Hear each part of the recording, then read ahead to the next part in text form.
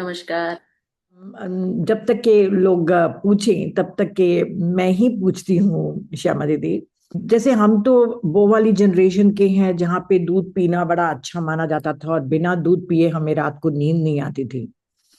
पर धीरे धीरे दूध को इतना विलेन बना दिया गया कि दूध से लोगों को डर लगने लगा और हमने भी दूध छोड़ दिया।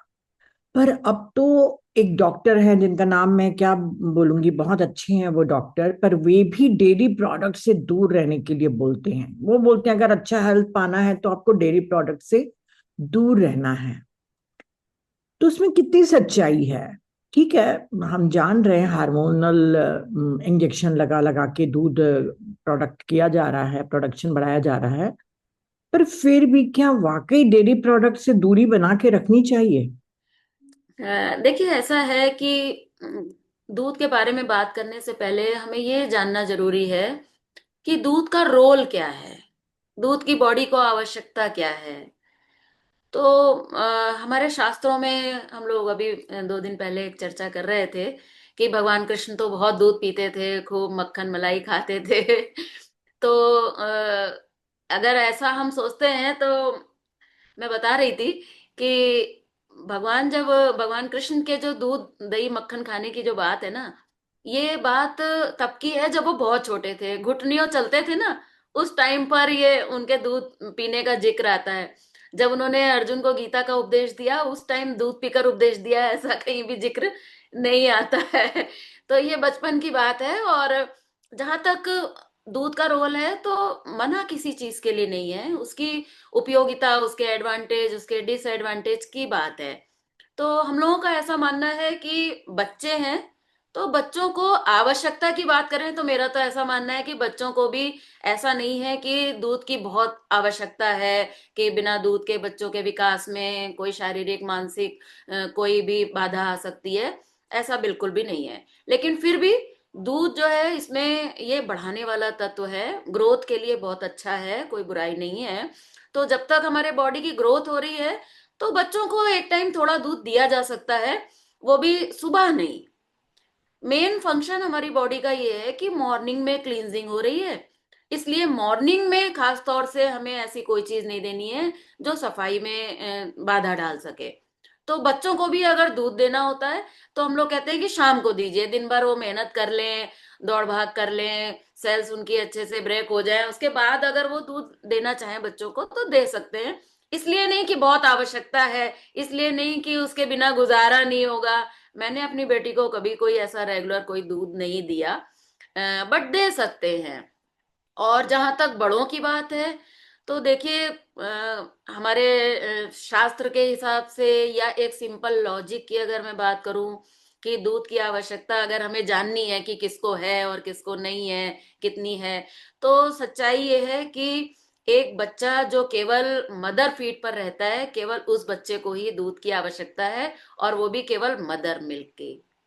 इसीलिए नेचर ने इतना सुंदर विधान बनाया है कि जब एक बच्चा पैदा होता है तो उसकी रिक्वायरमेंट होती है मिल्क की, तो उसकी मदर को मिल्क आता है, और बच्चा उसके ऊपर ही पलता है। और धीरे धीरे जब ये बच्चा बड़ा होने लगता है, जब खाना वगैरह खाने लगता है, तो माँ को दूध बंद हो जाता है।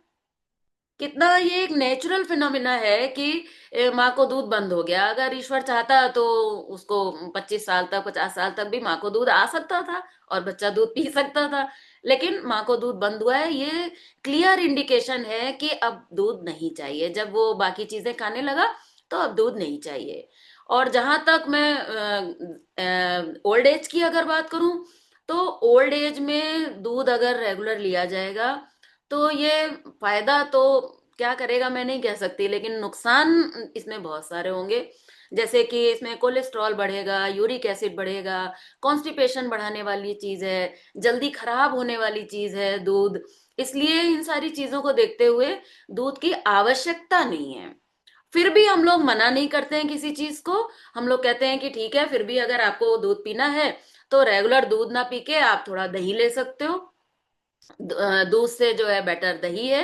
तो थोड़ा आप दोपहर में, जो हम लोगों का डाइट है जिसमें हम लोग रॉ डाइट प्रमोट करते हैं कि दोपहर में आपकी डाइट नेचुरल होनी चाहिए, तो उस नेचुरल डाइट के साथ आप थोड़ा दूध ले सकते हैं। या जैसे छाछ का प्रयोग है, तो जैसे गुजराती छाछ होती है एकदम पतली, वैसी छाछ बनाकर आप उसका भी प्रयोग कर सकते हैं। बाकी अगर आप कभी दूध की खीर खाना चाहें या बच्चों को कोई शेक वगैरह पीना हो तो ओकेजनली बच्चे वो भी ले सकते हैं। और बड़े अगर लेना चाहें तो मेरा ऐसा मानना है कि रात को लेना चाहिए उन्हें, दिन में लेना ठीक नहीं है, रात को लें। और फिर उस स्थिति में खाना स्किप कर दें, डिनर स्किप कर दें, और चलिए दूध ले लिया कोई बात नहीं। लेकिन जहां तक आज वेगन होने की बात चल रही है, आजकल दूध मिल्क प्रोडक्ट और डेयरी प्रोडक्ट का कहा जाता है कि भाई आवश्यकता नहीं है, नहीं लेना चाहिए, उसके नुकसान है। तो ले लेने में ऐसी कोई बुराई है इसके पक्ष में तो मैं नहीं हूं कि उसको लेने से कोई बहुत नुकसान होगा, लेकिन नहीं लेने से कोई नुकसान होगा वो भी ऐसा भी नहीं है।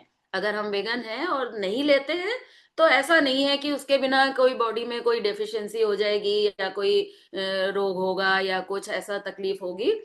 लेकिन फिर भी आवश्यकता नहीं है, और लेना चाहें तो मना भी नहीं है। हम लोग, जैसे मैं अपनी बात करूं तो हम लोग रेगुलर कोई दूध नहीं लेते, कोई मिल्क प्रोडक्ट हमारे रूटीन में नहीं है, लेकिन हम वेगन नहीं है।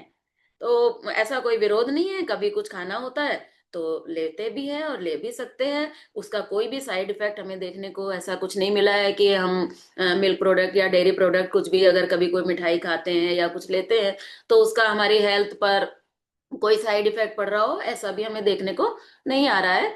तो ऐसी कोई बात नहीं है। तो हमें किसी भी चीज के लिए, देखिए मेन चीज क्या है कि जब आप किसी भी चीज का एक प्रण कर लेते हो तो क्या है, वो उस चीज की फिर वैल्यू हमारे दिमाग में बढ़ जाती है। किसी की खाने की वैल्यू बढ़ जाती है तो किसी की ना खाने की वैल्यू बढ़ जाती है। कोई कहता है नहीं साहब हम तो दूध जरूर लेंगे, दूध के बिना तो हम नींद ही नहीं आएगी, या दूध के बिना तो हमारा गुजारा ही नहीं है। और कुछ लोग कहते हैं नहीं साहब हम इसको छुएंगे भी नहीं। हमारे जो तप सेवा सुमिरन की जो हमारी साधना पद्धति है, जो हम लोग जिस डाइट को प्रमोट कर रहे हैं, उसमें हम लोगों का मेन फोकस ये है कि हमें खाने की वैल्यू को ही गिराना है। खाने के का ही इतना बड़ा महत्व ही नहीं है जीवन में कि हम सारा दिन इस बारे में सोचें कि हमें क्या खाना है और क्या नहीं खाना है। तो मेन चीज ये है जिस पर हम लोग का फोकस रहता है। इसलिए बच्चे हैं तो ले सकते हैं, कोई दिक्कत नहीं है। बूढ़ों को खास तौर से मैं कहूंगी कि अगर वो रेगुलर दूध लेंगे, अब बूढ़े की डेफिनेशन भी आजकल तो समाज में 50 के ऊपर बूढ़ा मानने लगे हैं। हम लोग थोड़ा 70 मानते हैं हम लोग 70 से पहले तो बूढ़ा मानते ही नहीं है। तो खास तौर से 70 साल की उम्र के बाद अगर मिल्क और मिल्क प्रोडक्ट अगर लिया जाएगा तो जॉइंट्स में प्रॉब्लम आएगी, कोलेस्ट्रॉल बढ़ने का डर रहेगा। और इसके अलावा आजकल फिजिकल वर्क तो है नहीं बिल्कुल भी, बहुत ही कम है। तो ऐसी कंडीशन में अगर डेयरी प्रोडक्ट जाता है तो फिर ये बॉडी में ठीक से डाइजेस्ट नहीं होता है। और कॉन्स्टिपेशन की शिकायत को अगर हम देखें तो वो इतनी ज्यादा बढ़ चुकी है कि उस कंडीशन में मिल्क अगर बॉडी में जाता है तो ये कॉन्स्टिपेशन को भी और खराब करने वाला है।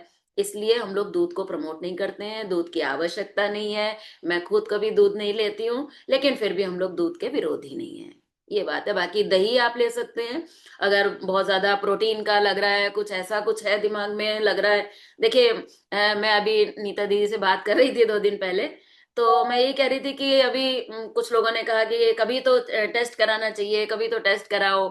तो मैंने भी अभी हफ्ते भर पहले ही अपना बॉडी टेस्ट कराया। सब कुछ बढ़िया, प्रोटीन भी बढ़िया, कैल्शियम भी बढ़िया, आयरन बढ़िया, सब चीजें बढ़िया है, कोई दिक्कत नहीं आई। तो मिल्क ना लेने पर भी सब बढ़िया आ रहा है। और ऐसा परहेज भी नहीं है, हम लोग सब कुछ खाते हैं, थोड़ा मिठाई भी ले लेते हैं, कभी रायता भी खाते हैं, तो कभी खीर भी खाते हैं, कभी आइसक्रीम भी खाते हैं। लेकिन क्वांटिटी बहुत कम होती है हमारी। मेहनत से पहले हम कभी नहीं खाते हैं कि हमने कोई वर्क नहीं किया है, कोई सेल्स नहीं ब्रेक हुई है और हम दूध तो छोड़िए कुछ भी मेहनत से पहले हम लोग नहीं खाते हैं। तो ये पूरा आइडियल एक सिस्टम है कि पहले मेहनत करो, उसके बाद सेल्स टूटे हैं, फिर आप उसके रिपेयर मेंटेनेंस के लिए आप कुछ लो। तो ये तो एक जनरल रूल है, और दूध भी उसी का ही एक पार्ट है। पर जैसे कि श्यामा दीदी आप दूध के लिए बोल रही हैं तो चलिए मैं दूध का भी समझ में आ रहा है। पर जैसे घी है, मक्खन है, यस यस। हमारे जॉइंट्स के लिए लुब्रिकेशन का घी काम। अच्छा है, बिल्कुल घी अच्छा है। वो घी तो का प्रयोग थोड़ा किया जाना चाहिए, बढ़िया रहता है।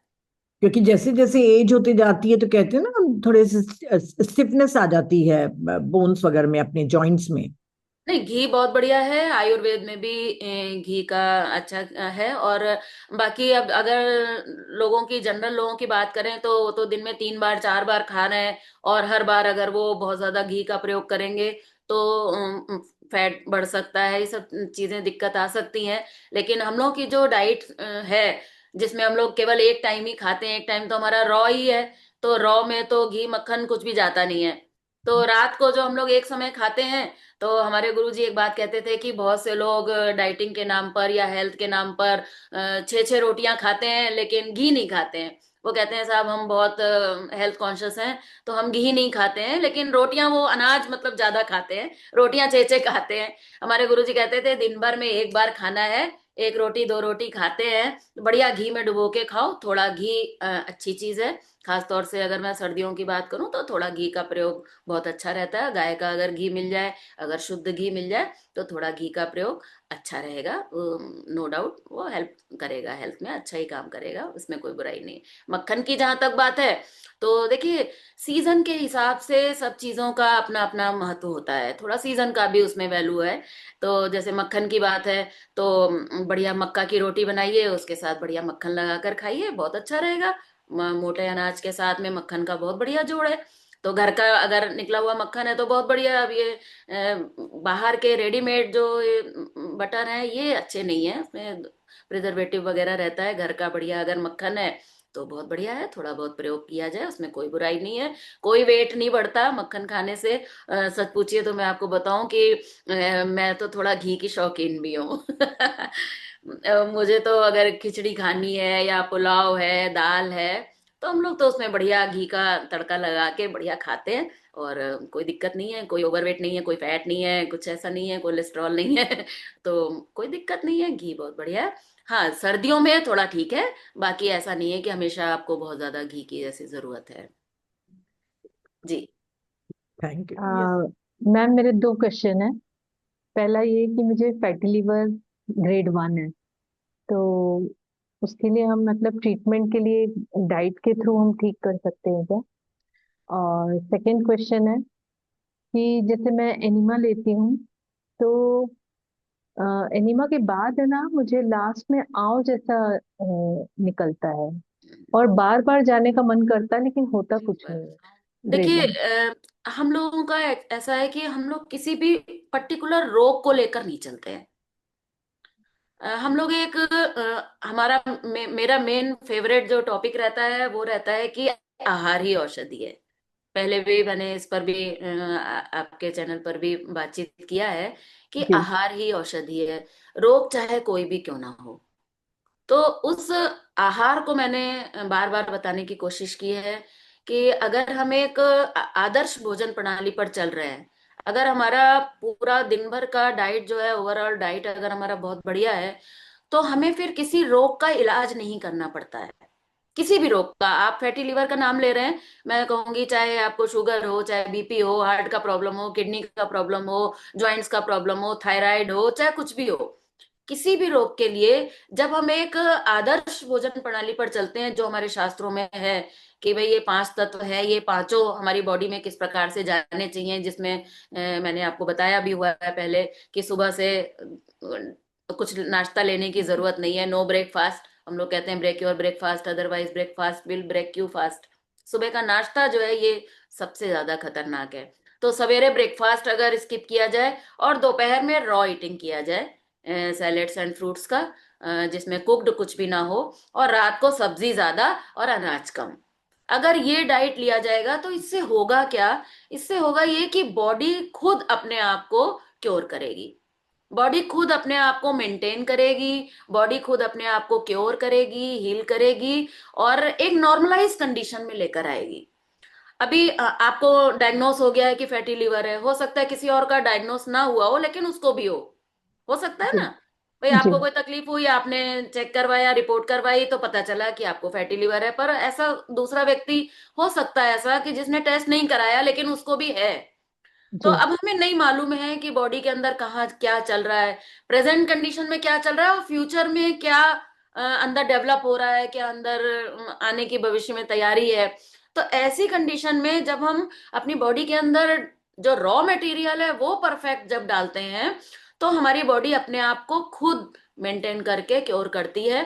तो मैं आपसे यही कहूंगी कि अगर आप इस सिस्टम पर चलते हैं, जिसमें और भी टॉपिक साथ में है कि क्या हमारा आइडियल डाइट हो, फिर फास्टिंग हो, फिर इसके साथ में मिल्क का टॉपिक है, फिर वाटर का टॉपिक है, या एनीमा का टॉपिक है, या हम लोग वमन बताते हैं जो पानी पीकर उल्टी करने वाली क्रिया, जो वमन की क्रिया बताते हैं।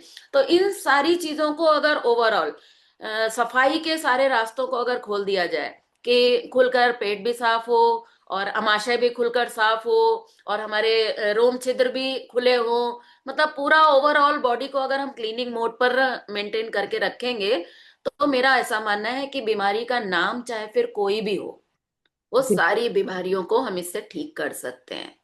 और दूसरा जो आपने सवाल पूछा, देखिए आंव अगर आ रहा है तो उसके लिए एक हम लोग बताते हैं कि आप एक पतली सी छाछ बनाइए, जी। उसको छान लीजिए, और 3 दिन आप उसका एनिमा लेकर देखिए। तीन अच्छा। दिन अगर आप छाछ का एनिमा लेंगे, तो हम्म। म्यूकस जो अंदर है, जिसके म्यूकस में हमेशा यही होता है कि वो ठीक से निकलता नहीं है, और हमेशा फीलिंग जैसी बनी रहती है, हम्म। टॉयलेट हम्म। जाने की इच्छा बनी रहती है। तो हम्म। आप इसका भी प्रयोग करके देख सकते हैं। बाकी मैं जितने भी प्रयोग आपको बताऊंगी, ये सारे प्रयोग एप्लीकेबल तभी होंगे जब पहले हमारी डाइट फॉलो की जाएगी। अगर हमारी डाइट फॉलो की जाएगी, तो आप ये सब चीजें करेंगे, तो आपको फायदा होने का मैं आश्वासन दे सकती हूँ। अब मुझे नहीं पता है कि आपका अपना डाइट क्या है, सुबह से लेकर रात तक आपका क्या खान पान कैसा रहता है, क्या रूटीन रहता है। तो वो अगर जैसा मैं बता रही हूँ उसके अनुकूल अगर है, तो आप छाछ का एनीमा लेंगी तो 3 दिन में ही आपको चमत्कारिक असर दिखाई देगा। ठीक है मैम। मेरा क्वेश्चन है मैम कि साइटिका और सर्वाइकल का प्रॉब्लम हमारे शरीर में नसों के कारण होता है, मसल्स के कारण होता है, और क्यों होता है? देखिए, साइटिका की अगर हम बात करें तो साइटिका एक नर्व है जो किसी भी रीजन से जब दबती है, और केवल दबने से साइटिका में कभी पेन नहीं होता। साइटिका का पेन तब होता है जब उसके दबने दबने का कारण, जैसे दबी है तो जरूरी नहीं है कि परमानेंट आपको दर्द हो। साइटिका के पेशेंट को ऐसा नहीं है कि 24 घंटे वो पेन में ही रहता है, ऐसा नहीं है। जब बॉडी में गैसेस डेवलप होती हैं, जब गैस बनेगी और गैस का जब प्रेशर उस जगह पर पड़ेगा, तो ही वहां पर पेन डेवलप होगा। तो अगर आप अपनी बॉडी को इस कंडीशन में रखें कि ऐसा खाना खाएं कि गैसेस ना बने, और साथ में थोड़ा एनिमा वगैरह का प्रयोग करें, ताकि अगर थोड़ा बहुत कुछ गैस का प्रॉब्लम है तो वो गैसेस रिलीज की जा सकें, तो आप देखेंगे कि नस अगर दबी भी है तो भी आपको साइटिका का पेन में चमत्कारिक असर देखा जा सकता है। बाकी साइटिका के लिए बहुत अच्छा रहता है, आप थोड़ी देर मालिश करके थोड़ा धूप में बैठें, तो जो सन रेज हैं उससे भी आपको साइटिका में काफी लाभ देखने को मिल सकता है। बाकी ये एक नर्व है जिसके दबने की वजह से ही ये होता है। और बाकी नर्व्स को खोलने के लिए हम लोग जो ग्रीन जूस बताते हैं, वो ग्रीन जूस बहुत अच्छा है। अगर कुछ समय तक रेगुलर ग्रीन जूस लिया जाए हमारी डाइट जो हम बताते हैं उसके साथ में, तो उसमें भी, उससे भी इसमें चमत्कारिक लाभ देख सकते हैं। हाँ, जैसे श्यामा दीदी अभी आपने कहा ना गैस्ट्रिक प्रॉब्लम का, हम्म। मैं भी स्प्राउट वगैरह सब लेती हूँ, चने वगैरह सब हम लेते हैं। पर एक एज के बाद उसका डाइजेशन हमारा जैसे वीक हो गया है कि क्या हो गया है। तो पहले मुझे कभी प्रॉब्लम नहीं होती थी, पर अब मुझे लगता है कि मैं ऑल्टरनेट डेज में खाऊं स्प्राउट्स या चने या जो भी है। तो डेली के बेस पे तो नहीं खा सकते ना आप, मतलब अगर वीक है आपका डाइजेशन, वो ना नेचुरली गैस्ट्रिक होएगी। क्योंकि मुझे कभी इनो नहीं लेना पड़ता था, अब मुझे कई बार इनो लेना पड़ा, तो मैंने अब स्प्राउट्स कम कर दिए हैं।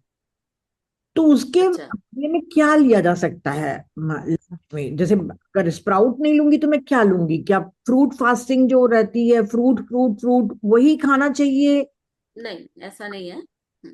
देखिए, ऐसा है कि जैसे आपने अभी एक चीज कही कि ये लेने से, स्प्राउट्स लेने से गैस होती है। देखिए, स्प्राउट्स खाने से गैस नहीं होती है। जब स्प्राउट ठीक से चबा कर नहीं खाया जाता है, या तो तब गैस का प्रॉब्लम होता है, मतलब वो जो गैस अंदर होती है वो दबाव डालती है, या फिर वो अच्छे से डाइजेस्ट नहीं होता है, तब ये प्रॉब्लम आती है। तो जैसा आपने कहा कि उम्र बढ़ने के साथ थोड़ा डाइजेशन का इश्यू होता है, तो इस कंडीशन में आपको अगर ऐसा लग रहा है कि आपका डाइजेशन कुछ वीक हो रहा है, तो उस कंडीशन में आप चने को थोड़ा स्किप कर सकते हैं या चने को कम कर सकते हैं। अगर आप मूंग और मोठ अगर आप लेंगे तो आपको ये प्रॉब्लम नहीं आएगी। मूंग और मोठ लीजिए और उसकी मात्रा कम रहेगी, और उसमें बाकी चीजें जो डालेंगे ना, खीरा, गाजर, टमाटर, मूली, ये सब चीजें ज्यादा रहेंगी, उसका प्रोपोर्शन ज्यादा रहेगा, और अनाज का प्रोपोर्शन कम रहेगा। और उसमें से चना और भी कम कर दीजिए, तो आप देखेंगे कि आपको ये प्रॉब्लम नहीं आएगी। बाकी ये जो स्प्राउट्स है, ये कोई गैस करती नहीं है, बल्कि जब हम स्प्राउट्स लेते हैं तो ये अंदर की गैसेस को उखाड़ने का काम करती है। तो जब अंदर से गैसेस को उखाड़ने का काम करती है, और तब वो गैस जब बाहर निकल कर आती है, तो हमें ऐसा फील होता है कि हमें स्प्राउट्स खाने की वजह से गैस हुई है। लेकिन स्प्राउट्स खाने की वजह से गैस नहीं होती है, वो जब ठीक से पचता नहीं है या ठीक से चबाया नहीं जाता है, तभी होता है। और बड़े लोगों को थोड़ा इसीलिए होता है क्योंकि चबाने की क्षमता और पचाने की क्षमता थोड़ी कम हो जाती है। तो ऐसी कंडीशन में फिर हम लोग चना स्किप करने को बोलते हैं। जैसे मैं तो शौकी नहीं है या क्या रीजन है मैं नहीं कह सकती, बट मैं चना लेती ही नहीं हूँ। मैं तो थोड़ा सा मूंग लेती हूँ और उसमें थोड़ा मोठ लेती हूँ, और ढेर सारा, अब तो सर्दियां है तो बहुत कुछ आ रहा है, तो खीरा, गाजर, मूली और चुकंदर, पालक, ये सारी चीजें डालकर खूब ढेर सारा सलाद बना लेते हैं, तो किसी तरह की दिक्कत नहीं आती है। देखिए, सैलेड और फ्रूट जो हम लेते हैं दोपहर में, इसमें फ्रूट और सैलेड में कंपेयर अगर हम करें तो फायदेमंद ज्यादा सलाद ही है। हम लोग का जो एक स्टैंडर्ड बात है वो ये है कि पेट भर के तो हमें सलाद ही खाना चाहिए, और जैसे खाने के बाद स्वीट डिश लेते हैं, ऐसे स्वीट डिश के रूप में एक फ्रूट लेना चाहिए। बट ठीक है, आप थोड़ा बैलेंस कर सकते हैं अपने हिसाब से, उसमें कोई आपत्ति नहीं है। बट जितना बढ़िया क्लीनिंग सलाद से होती है, उतनी बढ़िया क्लीनिंग फ्रूट से नहीं है। फ्रूट में पोषण ज्यादा है और सलाद में सफाई ज्यादा है। तो जिसको सफाई की ज्यादा प्रायोरिटी है कि सफाई चाहिए मुझे अपनी बॉडी में, तो उसके लिए सलाद ज्यादा अच्छा है। और किसी को लगता है मैं बहुत वीक हूँ या बड़ा कमजोर हूँ या ऐसा कुछ लगता है उसको, तो वो थोड़ा फ्रूट ले सकता है। पर स्टैंडर्ड यही है कि हमारा सलाद और ज्यादा होना चाहिए और फ्रूट कम होना चाहिए। तो मैं तो ऐसे ही लेती हूँ। और साथ में कभी कभी हम लोग आजकल जैसे कभी छाछ निकलती है हमारे यहाँ आश्रम में, तो उसमें हम थोड़ा बथुआ उबाल के और बथुए का रायता जैसा बना लेते हैं। उसमें बढ़िया राई और हींग का छौंक लगा देते हैं। तो साथ में सलाद के साथ में आप एक गिलास वो भी ले सकते हैं, बहुत बढ़िया जाड़े में रहता है। बथुए के भी गुड़ मिल जाते हैं, बथुआ जानते हैं ना आप लोग, बथुआ आता है, तो वो ले सकते हैं, तो बहुत स्वादिष्ट लगता है और ये सर्दियों के लिए बहुत अच्छा है।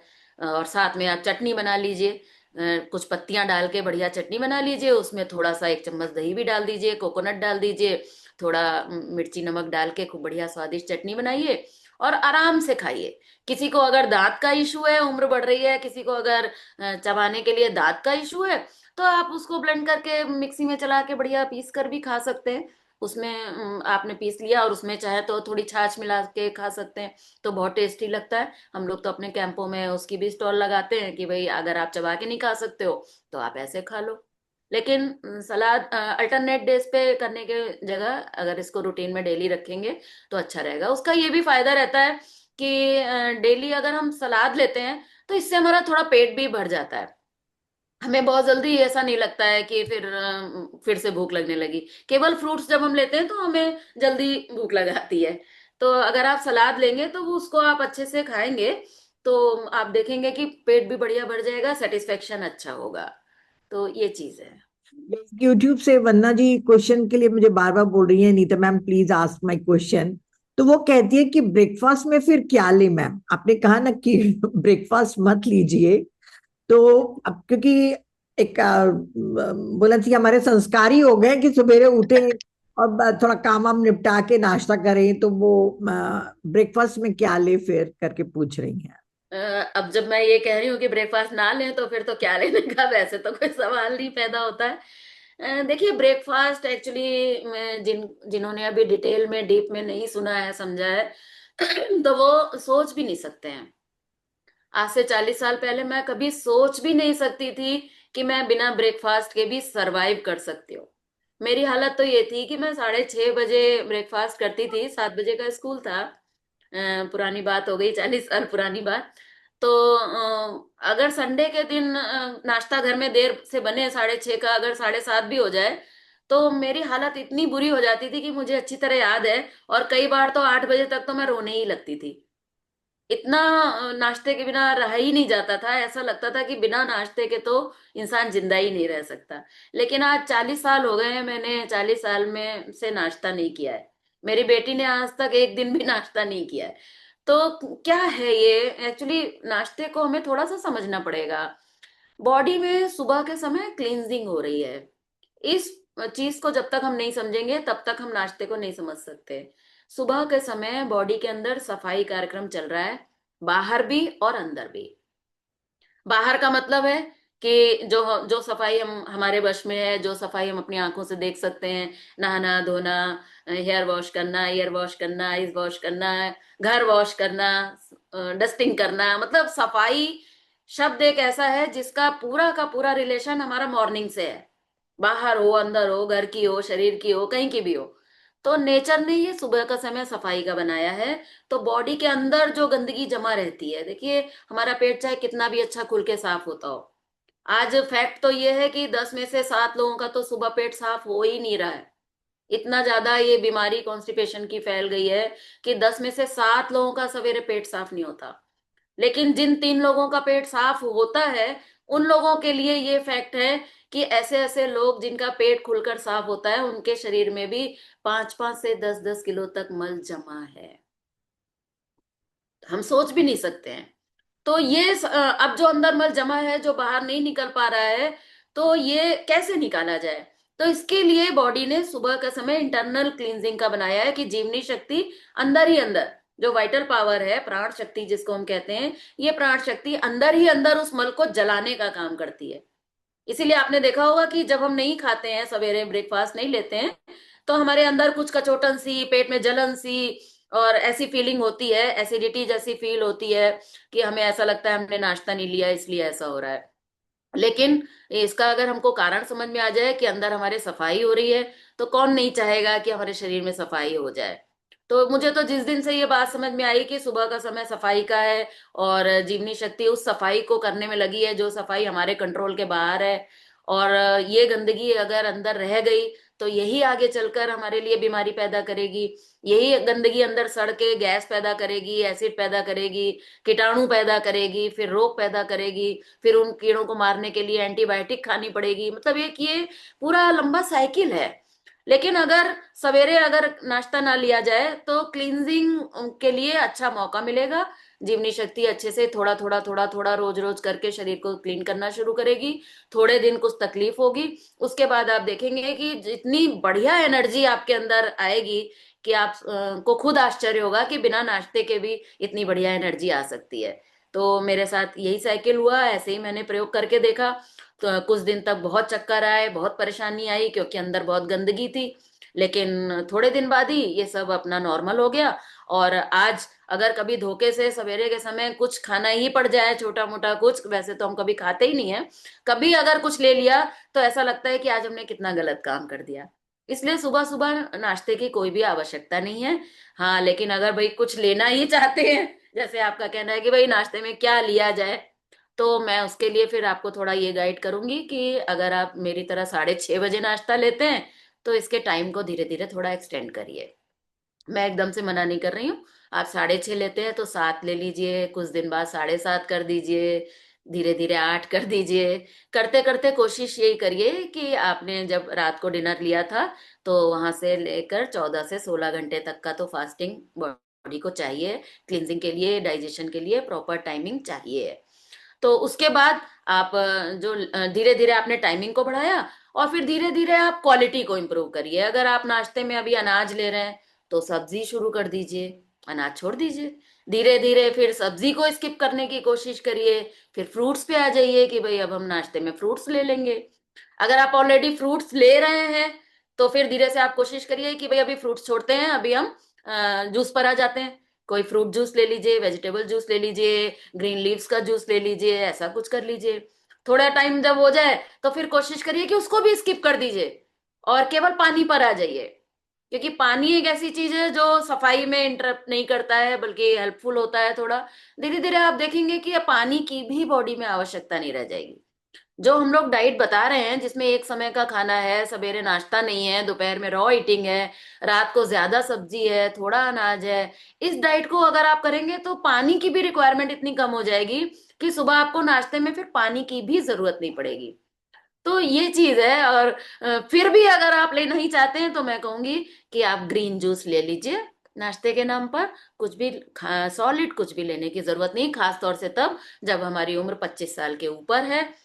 और अगर बच्चे हैं, आप अपने बच्चों के बारे में अगर पूछना चाहें तो ठीक है, बच्चों को आप नाश्ते में दे सकते हैं। बच्चों को नाश्ते में आप जो हम लंच में गाइड कर रहे हैं, जो हम सलाद और फल, ये सब हम जो रॉ ईटिंग नेचुरल डाइट जो हम गाइड कर रहे हैं लंच में, तो वो हम बच्चों को ब्रेकफास्ट में दे सकते हैं। तो बच्चों का ये ब्रेकफास्ट होगा। और बड़ों के लिए तो ब्रेकफास्ट के नाम पर जूस ही अच्छा है, लेकिन कोई जल्दी नहीं, आराम आराम से करिए, धीरे धीरे उस पर आइए। आप देखेंगे कि केवल नाश्ता ही अगर आपके समझ में आ गया तो आप देखेंगे कि कितनी भी बड़ी से बड़ी बीमारी क्यों ना हो, आपको उसमें राहत मिलनी शुरू हो जाएगी। और छोटी मोटी बीमारियां तो ऐसे भाग जाएंगी कि आपको खुद हैरानी होगी। सर्दी जुकाम जिन्हें बहुत जल्दी जल्दी आता है, महीने में, साल में 2-3 बार बुखार आता है, तो ये सारी प्रॉब्लम्स तो आपको पता भी नहीं चलेंगी कि कितनी जल्दी खत्म हो जाएंगी केवल नाश्ता छोड़ने से। हम लोगों ने कितने लोगों को केवल सुबह का नाश्ता छोड़कर ही, नाश्ता ही उनका केवल स्किप करवाया, तो उससे उनको बहुत सारे फायदे होने लग गए, बहुत सी बीमारियों में उनको बहुत अच्छे रिजल्ट्स देखने को मिले हैं। इसलिए मैं यही कहूंगी कि धीरे धीरे, अल्टीमेटली तो हमें नो ब्रेकफास्ट पर आ जाना चाहिए, वही अच्छा रहेगा। Thank you. उन्होंने और एक क्वेश्चन पूछा है कि फाइब्रॉइड्स के लिए क्या करें। मैंने वही कहा ना दीदी कि मुझे नहीं पता है कि आप खान पान आपका कैसा है, क्या है। आप हमारे साधक तो शायद अभी नहीं होंगे। कितना आप क्या फॉलो कर रहे हैं, या आपने कितना सुना है मुझे, या समझा है, या कितना लिटरेचर स्टडी किया है, इसके बारे में मैं नहीं कह सकती। तो बाकी हमारे यहाँ तो ऐसे बहुत सारे केसेस हैं जिसमें यूट्रस रिमूव करने को डॉक्टर ने बोला था और नहीं कराना पड़ा, या बहुत सारे फाइब्राइड्स की प्रॉब्लम्स भी सॉल्व हुई हैं। लेकिन पर्टिकुलरली ऐसे इलाज तो बताना ठीक नहीं होगा। मैं यही कहूंगी कि पहले आप कुछ समय तक हमारे सिस्टम को फॉलो करें, टच में रहें। हम लोग के कैंप्स लगते हैं, मैं चाहूंगी कि जो लोग सीरियसली इससे जुड़ना चाहते हैं, अगर परमानेंटली क्योर आप होना चाहते हैं, तो कम से कम 2 से 3 शिविर आपको हमारे करने पड़ेंगे। क्योंकि अगर आप केवल इलाज पूछेंगे और अगर मैंने आपको इलाज बता भी दिया तो आपका माइंड उसको एक्सेप्ट नहीं कर पाएगा, क्योंकि माइंड में तो कॉन्सेप्ट कुछ और बैठा हुआ है ना। तो माइंड में कॉन्सेप्ट कुछ और है और हाथ से आप कुछ और करो, फॉलो कुछ और करो, तो वो एक थोड़ा संघर्ष की स्थिति पैदा हो सकती है। तो ये आपके लिए भी फायदेमंद नहीं होगा। इसलिए मैं नहीं चाहूंगी कि पर्टिकुलर हम किसी रोग के बारे में कोई चिकित्सा इस प्लेटफॉर्म पर हम बताएं, वो मैं नहीं चाहूंगी। हाँ, मैं चाहूंगी कि आप ये जानने की कोशिश करें कि कैसा खान पान हमारा होना चाहिए, किस खान पान से हमें क्या फर्क पड़ता है, बॉडी में क्या चेंजेस होते हैं, किस प्रकार से जो डाइट हम लोग बताते हैं किस प्रकार से काम करती है, या फास्टिंग किस प्रकार से बॉडी के लिए फायदेमंद है। ये सारे विषय जो हैं वो जानना ज्यादा जरूरी है। मैंने कहा पहले ही कि बीमारी हमारे यहाँ कोई भी हो, हमारे लिए हमारे यहाँ कोई अलग से इलाज ही नहीं है। हम लोग किसी बीमारी का इलाज करते ही नहीं है, हम लोग केवल बॉडी का इलाज करते हैं, बीमारी का इलाज नहीं करते हैं। बॉडी का इलाज करते हैं, बॉडी को कैसे हेल्दी रखा जाए, बॉडी को कैसे क्लीन किया जाए, बॉडी को कैसे अपनी नॉर्मल कंडीशन में लाया जाए, कैसे उसको आइडियल स्टेट में वापस लाया जाए, इसकी बात करते हैं। और बॉडी अगर स्वस्थ रहेगी तो बीमारी चाहे कोई भी हो, वो आपके बॉडी को छोड़कर खुद जाना पसंद करेगी। हमें अपनी बॉडी को ऐसा बनाना है। तो ये बात है मेरा इस बारे में। जी, थैंक यू। आपको मैं बता दूं कि इनका यूट्यूब है IASS मेरठ ऑफिशियल चैनल करके, है ना। जी बिल्कुल। हाँ, ऑफिशियल चैनल आप भरेंगे इनका, IASS मेरठ ऑफिशियल चैनल, तो आपको इनका मिल जाएगा। और शिविर की जानकारी भी उनमें मेरे ख्याल से मिल जाएंगी। यूट्यूब पे नहीं मिलेगी, उसके लिए फिर आपको हमारी वेबसाइट पर जाना पड़ेगा, www.iass.info। हम्म। तो ये आप डाउनलोड कर लेंगे अगर या तो वेबसाइट पर विजिट करेंगे या फिर ऐप भी है हमारे, एंड्रॉयड की और आईओएस दोनों ऐप भी हैं। तो उसमें आपको सारे शिविरों की जानकारी भी मिल जाएगी, और हमारी जो मैगजीन निकलती है उसकी भी पीडीएफ आपको वहां से मिल जाएगी। उसमें भी बहुत सारी गाइडेंस रहती है। उसमें हेल्थ से रिलेटेड और स्पिरिचुअल साइंस का भी बहुत सारा इंफॉर्मेशन रहता है, और शिविर की भी जानकारी रहती है। तो वहां से आपको काफी कुछ मिल सकता है। मैं चाहूंगी कि एक शिविर बनता है 7 दिन का, अगर एक शिविर कर लिया तो आपको खुद हैरानी होगी। मेरे ख्याल से वो आपकी लाइफ के लिए एक टर्निंग पॉइंट हो सकता है। वो करने के बाद ही आपको समझ में आएगा, क्योंकि जो जनरल कॉन्सेप्ट आज जो समाज में है उससे काफी हटके है। इसलिए खान पान की जब हम बात करते हैं तो एक एक टॉपिक पर 2-2 घंटे के लेक्चर होते हैं, तो बड़ा डिटेल में लेक्चर होते हैं। फिर उसके बाद जब क्वेश्चन आंसर होते हैं तो और भी ज्यादा समझ में आता है। तो मैं चाहूंगी कि कहीं ना कहीं आपके जहां भी आप रहते हैं वहां के आसपास जो भी शिविर हो तो उसकी आप इंफॉर्मेशन कलेक्ट करके और एक बार करिए तो अच्छा रहेगा। बाकी यूट्यूब पर भी काफी अच्छे अच्छे वीडियोस हैं। डॉक्टर साहब, डॉक्टर गोपाल शास्त्री जी के भी हैं, मेरे भी हैं, और फॉर्चुनेटली हमारे गुरु जी के भी उसमें कुछ ना कुछ वीडियोस पड़े हुए हैं। तो उसको भी आप देखेंगे तो आपको अच्छी उसमें गाइडेंस मिल सकती है। अभी और तो आप जनरल कुछ चीजों के बारे में जानना चाहें, जैसे दीदी मुझसे अक्सर पूछती रहती हैं कि भाई मिलेट्स के बारे में आपका क्या विचार है। तो अक्सर हमारी मिलेट के बारे में बात होती है। तो देखिए, मिलेट के बारे में भी कैसा रहेगा नीता जी, बात कर ली जाए थोड़ी सी। बिल्कुल, क्योंकि मैं भी पूछने ही वाली थी कि ठंड आ रही है और लोग बाजरा, ज्वारी और भी कई मिलेट्स के नाम सजेस्ट कर रहे हैं। जी बिल्कुल। ठंड के लिए ये मिलेट्स हैं या पूरे साल भर के लिए है ये? देखिए, ठंड के लिए तो मैं कहूंगी कि ऑलमोस्ट कंपलसरी कह सकती हूँ मैं, कि इतनी बढ़िया चीज है कि जो लोग भी अफोर्ड कर सकते हैं ले सकते हैं। तो बहुत अच्छा रहेगा। देखिए, गेहूं जो है ना, ये सबसे बेकार चीज है। गेहूं हमारे शास्त्रों में तो इसकी बहुत लंबी कहानी है कि कहते हैं कि गेहूं के चक्कर में ही आदम और हवा जो है वो जमीन पर पटके गए थे सबको मालूम है। तो गेहूं से जो दुश्मनी है वो इंसान की पुरानी है, और दोस्ती भी सबसे ज्यादा गेहूं से ही है इंसान की। तो गेहूं जो है ये बहुत बढ़िया चीज नहीं है। तो जितने भी मोटे अनाज हैं ये सभी शरीर के लिए बहुत बढ़िया है, क्योंकि इसमें फाइबर भी है, बढ़िया क्लीनिंग करते हैं, अंदर चिपकते नहीं हैं। और इसलिए इस इन सब चीजों को देखते हुए मैं ये बहुत ज्यादा इस पर फोकस नहीं करना चाहूंगी कि इसमें बहुत ज्यादा न्यूट्रिशन है। ठीक है मैं मानती हूँ। बट हमारा मेन फोकस इसमें नहीं है कि आप इसलिए मिलेट लो कि इसमें बहुत अच्छा आपको न्यूट्रिशन वैल्यू इसकी बहुत अच्छी है। बट मेन इसका जो रोल है वो है कि क्लींजिंग बहुत अच्छी है।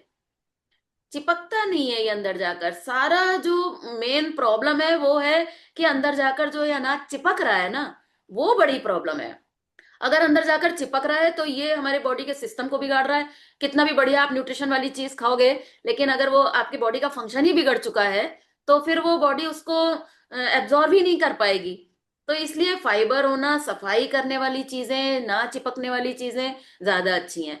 लेकिन फिर भी यहाँ पर मैं फिर से कहूंगी कि जो हम लोगों का सिस्टम है, जो रामचरितमानस पर आधारित जो हमारी तप सेवा सुमिरन की मानस योग साधना है, उसकी अगर मैं पर्टिकुलर बात करूं तो देखिए, हम लोग तो कहते हैं कि 24 घंटे में एक बार खाना है। मैं अगर अपनी बात करूं तो मैं तो 24 घंटे में एक रोटी खा रही हूँ। अब कोई दिन भर में अगर 7-8 रोटी खा रहा है तो वो बेचारा सोचे कि ये वाली खाऊं कि वो वाली खाऊं। मैं तो कहती हूँ 24 घंटे में एक बार खानी है। जो आप खा सकते हो आप वो खा लो, कुछ नहीं होने वाला है। सवेरे अगर आपने जूस ले लिया, दोपहर में अगर आपने बढ़िया पेट भर के सलाद ले लिया, कुछ फ्रूट्स ले लिए, जूसेस ले रहे हैं, सूप ले रहे हैं, साथ में सफाई के लिए आप एनीमा भी ले रहे हैं, सब चीजें अगर आप कर रहे हैं तो रात को अगर आपने 1 या 2 गेहूं की भी रोटी खा ली तो नुकसान कुछ नहीं है।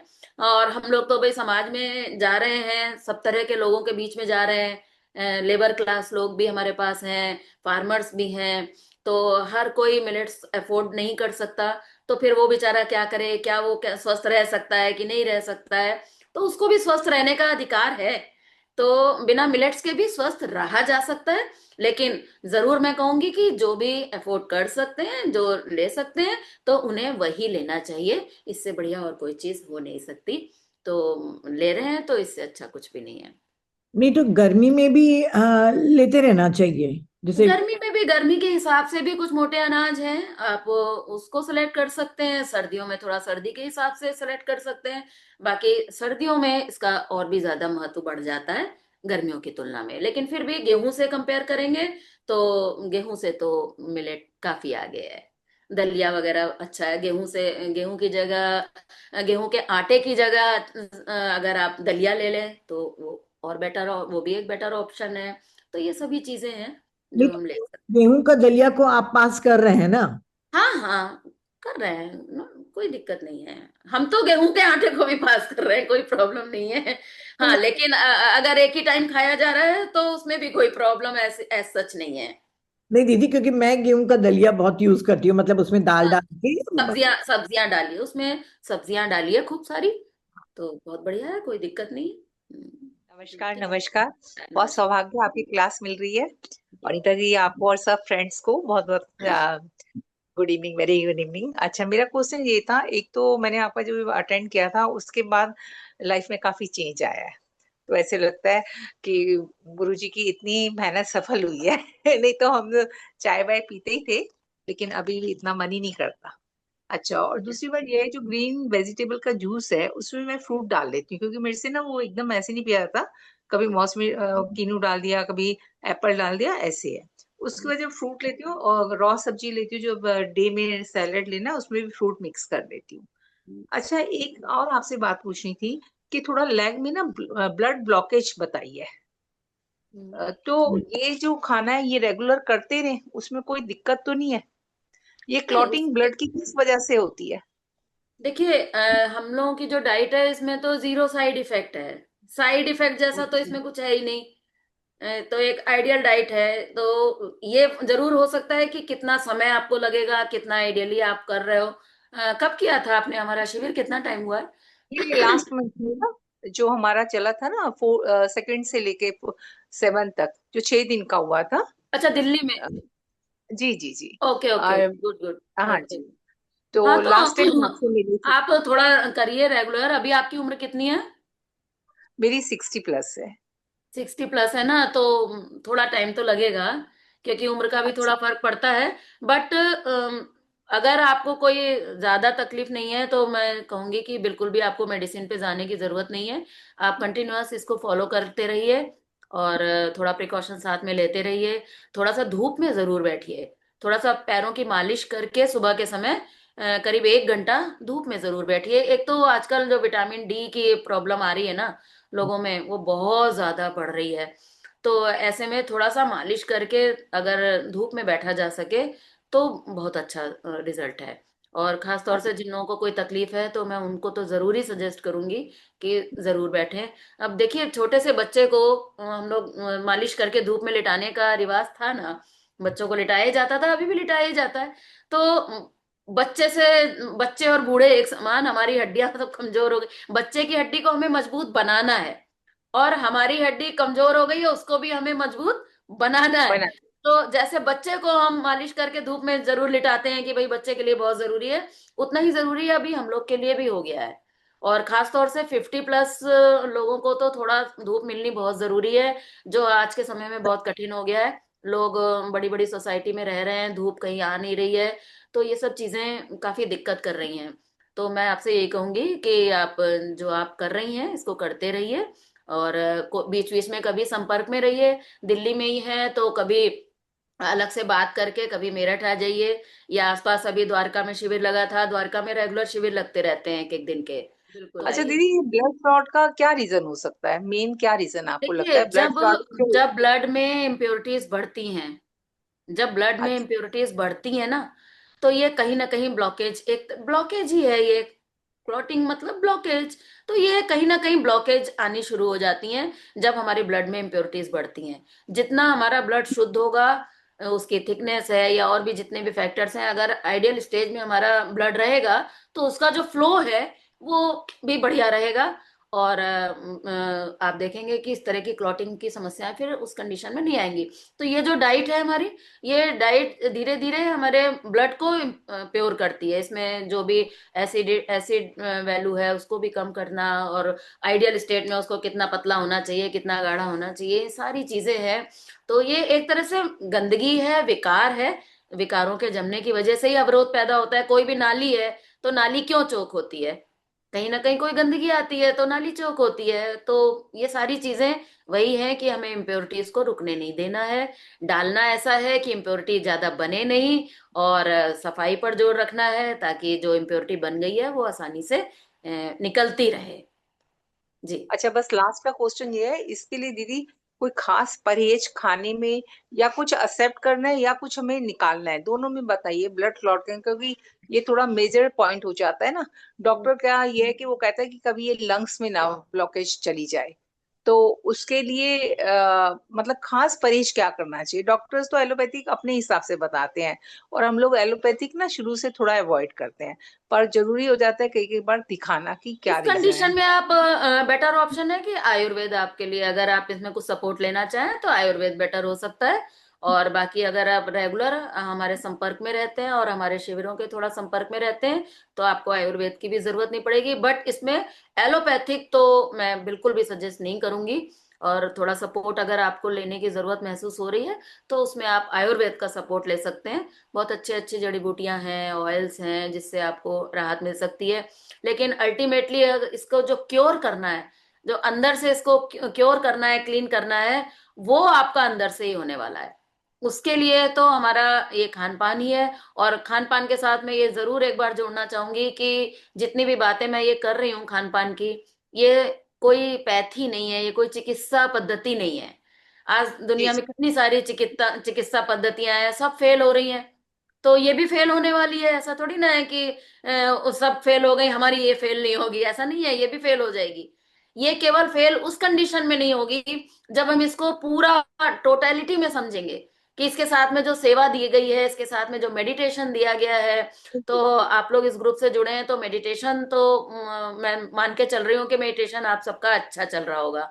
बट इसके साथ में जो सेवा की बात बताई गई है, देखिए हमारे जीवन जी में रोग के रूप में जो भी कष्ट आते हैं ना, उन कष्टों का रीजन केवल हमारा खान पान, केवल हमारा शरीर नहीं होता।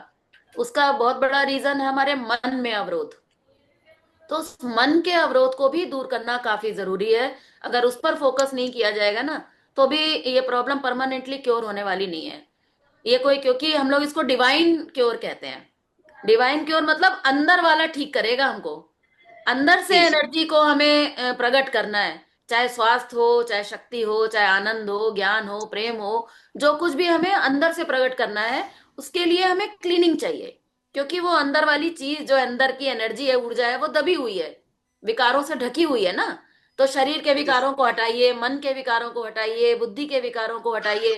तो इसमें फिर सेकंड जो हमारी साधना है सेवा की, उसका बहुत बड़ा रोल है। हम लोगों ने बहुत सारे ऐसे लोगों को देखा है जो बहुत अच्छा खान पान है, पूरा 100% फॉलो करते हैं, और बहुत टाइम हो गया है उन्हें, कई कई साल से फॉलो कर रहे हैं, लेकिन अभी भी उनकी बीमारी नहीं गई है, क्योंकि उनको सेवा की बात समझ में नहीं आई है। और बहुत से ऐसे लोग हैं जिनको सेवा की बात पहले समझ में आ गई है, खान पान में थोड़ा कच्चे भी हैं, कभी थोड़ा गड़बड़ भी कर लेते हैं, तो भी उनकी बीमारी जा रही है। क्योंकि जब हम निस्वार्थी होते हैं, जब हम थोड़ा देना सीखते हैं, जब हम अपनी कामनाओं को कम करते हैं, जब हम अपने अटैचमेंट्स को कम करते हैं, तो हम देखते हैं कि हमारे अंदर एक फैलाव आता है। ऊर्जा को भरने के लिए उसमें एक बहुत बड़ा स्पेस पैदा होता है। और उस कंडीशन में फिर हमारा मन जो है वो खुल के जीना सीखता है। तो शरीर में अगर बीमारियां आ रही हैं तो इसका एक बहुत बड़ा रीजन, हमारे पास तो बहुत विदेशी लिटरेचर भी है जिसमें इन चीजों को बहुत अच्छा समझाया गया है। तो वो तो कहते हैं कि 2% केवल खान पान का प्रभाव हमारी बॉडी पर पड़ता है। ओनली 2%। 98% तो मन का प्रभाव पड़ता है। हम लोग देखिए नॉर्मल डेज में भी देखते हैं इस चीज को। जिस दिन हमारा मन खुश हो तो उस दिन हमारा सब कुछ बहुत बढ़िया, पैर भी दौड़ने लगते हैं, मन भी चलने लगता है, खाने का भी मन करता है, हंसने का भी मन करता है, सब कुछ। अगर मन हमारा बढ़िया है तो हमारी बॉडी बहुत अच्छा रिस्पॉन्ड करती है, आप यहीं से देखिए।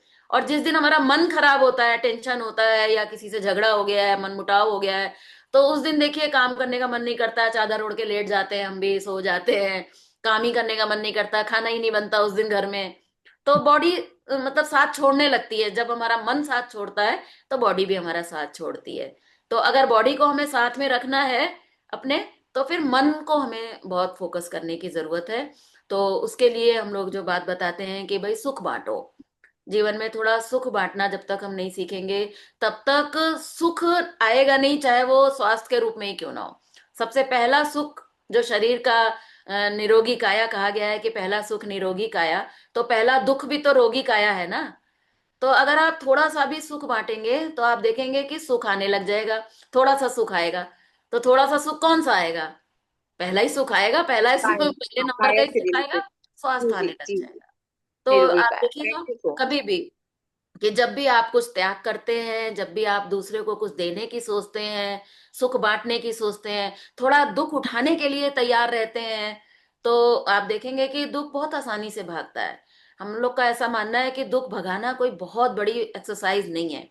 दुख हटाना, हमारे तो शास्त्रों में यहाँ तक लिखा है, रामचरितमानस में तो यहाँ तक लिखा है कि प्रारब्ध को भी मिटाया जा सकता है। जो हम समझते हैं कि हम जो करके आए हैं वो तो हमें भोगना ही पड़ेगा, ये एक नॉर्मल आदमी के लिए तो ये 101% बिल्कुल पक्का है कि भोगना ही पड़ेगा। लेकिन ऐसा नहीं है कि ये एंड है। प्रारब्ध को भी मिटाया जा सकता है, अपने कर्मों को भी मिटाया जा सकता है। कब?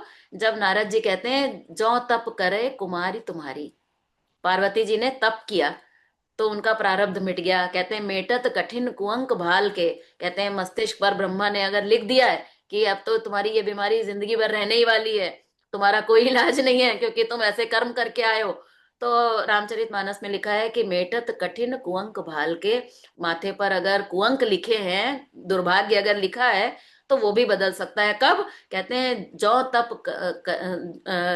तप करे तुम्हारी। तो अगर तप करने को हम तैयार हैं, अपने जीवन में कष्ट उठाने के लिए तैयार हैं, तो हम देखेंगे कि हमारे कष्ट बहुत आसानी से भागने लग जाएंगे। तो हम लोग तो कहते हैं चलो भाई 2% नहीं तो चलो 20% मान लेते हैं कि 20% खान पान का प्रभाव पड़ता है, लेकिन 80% तो मन का ही प्रभाव पड़ता है।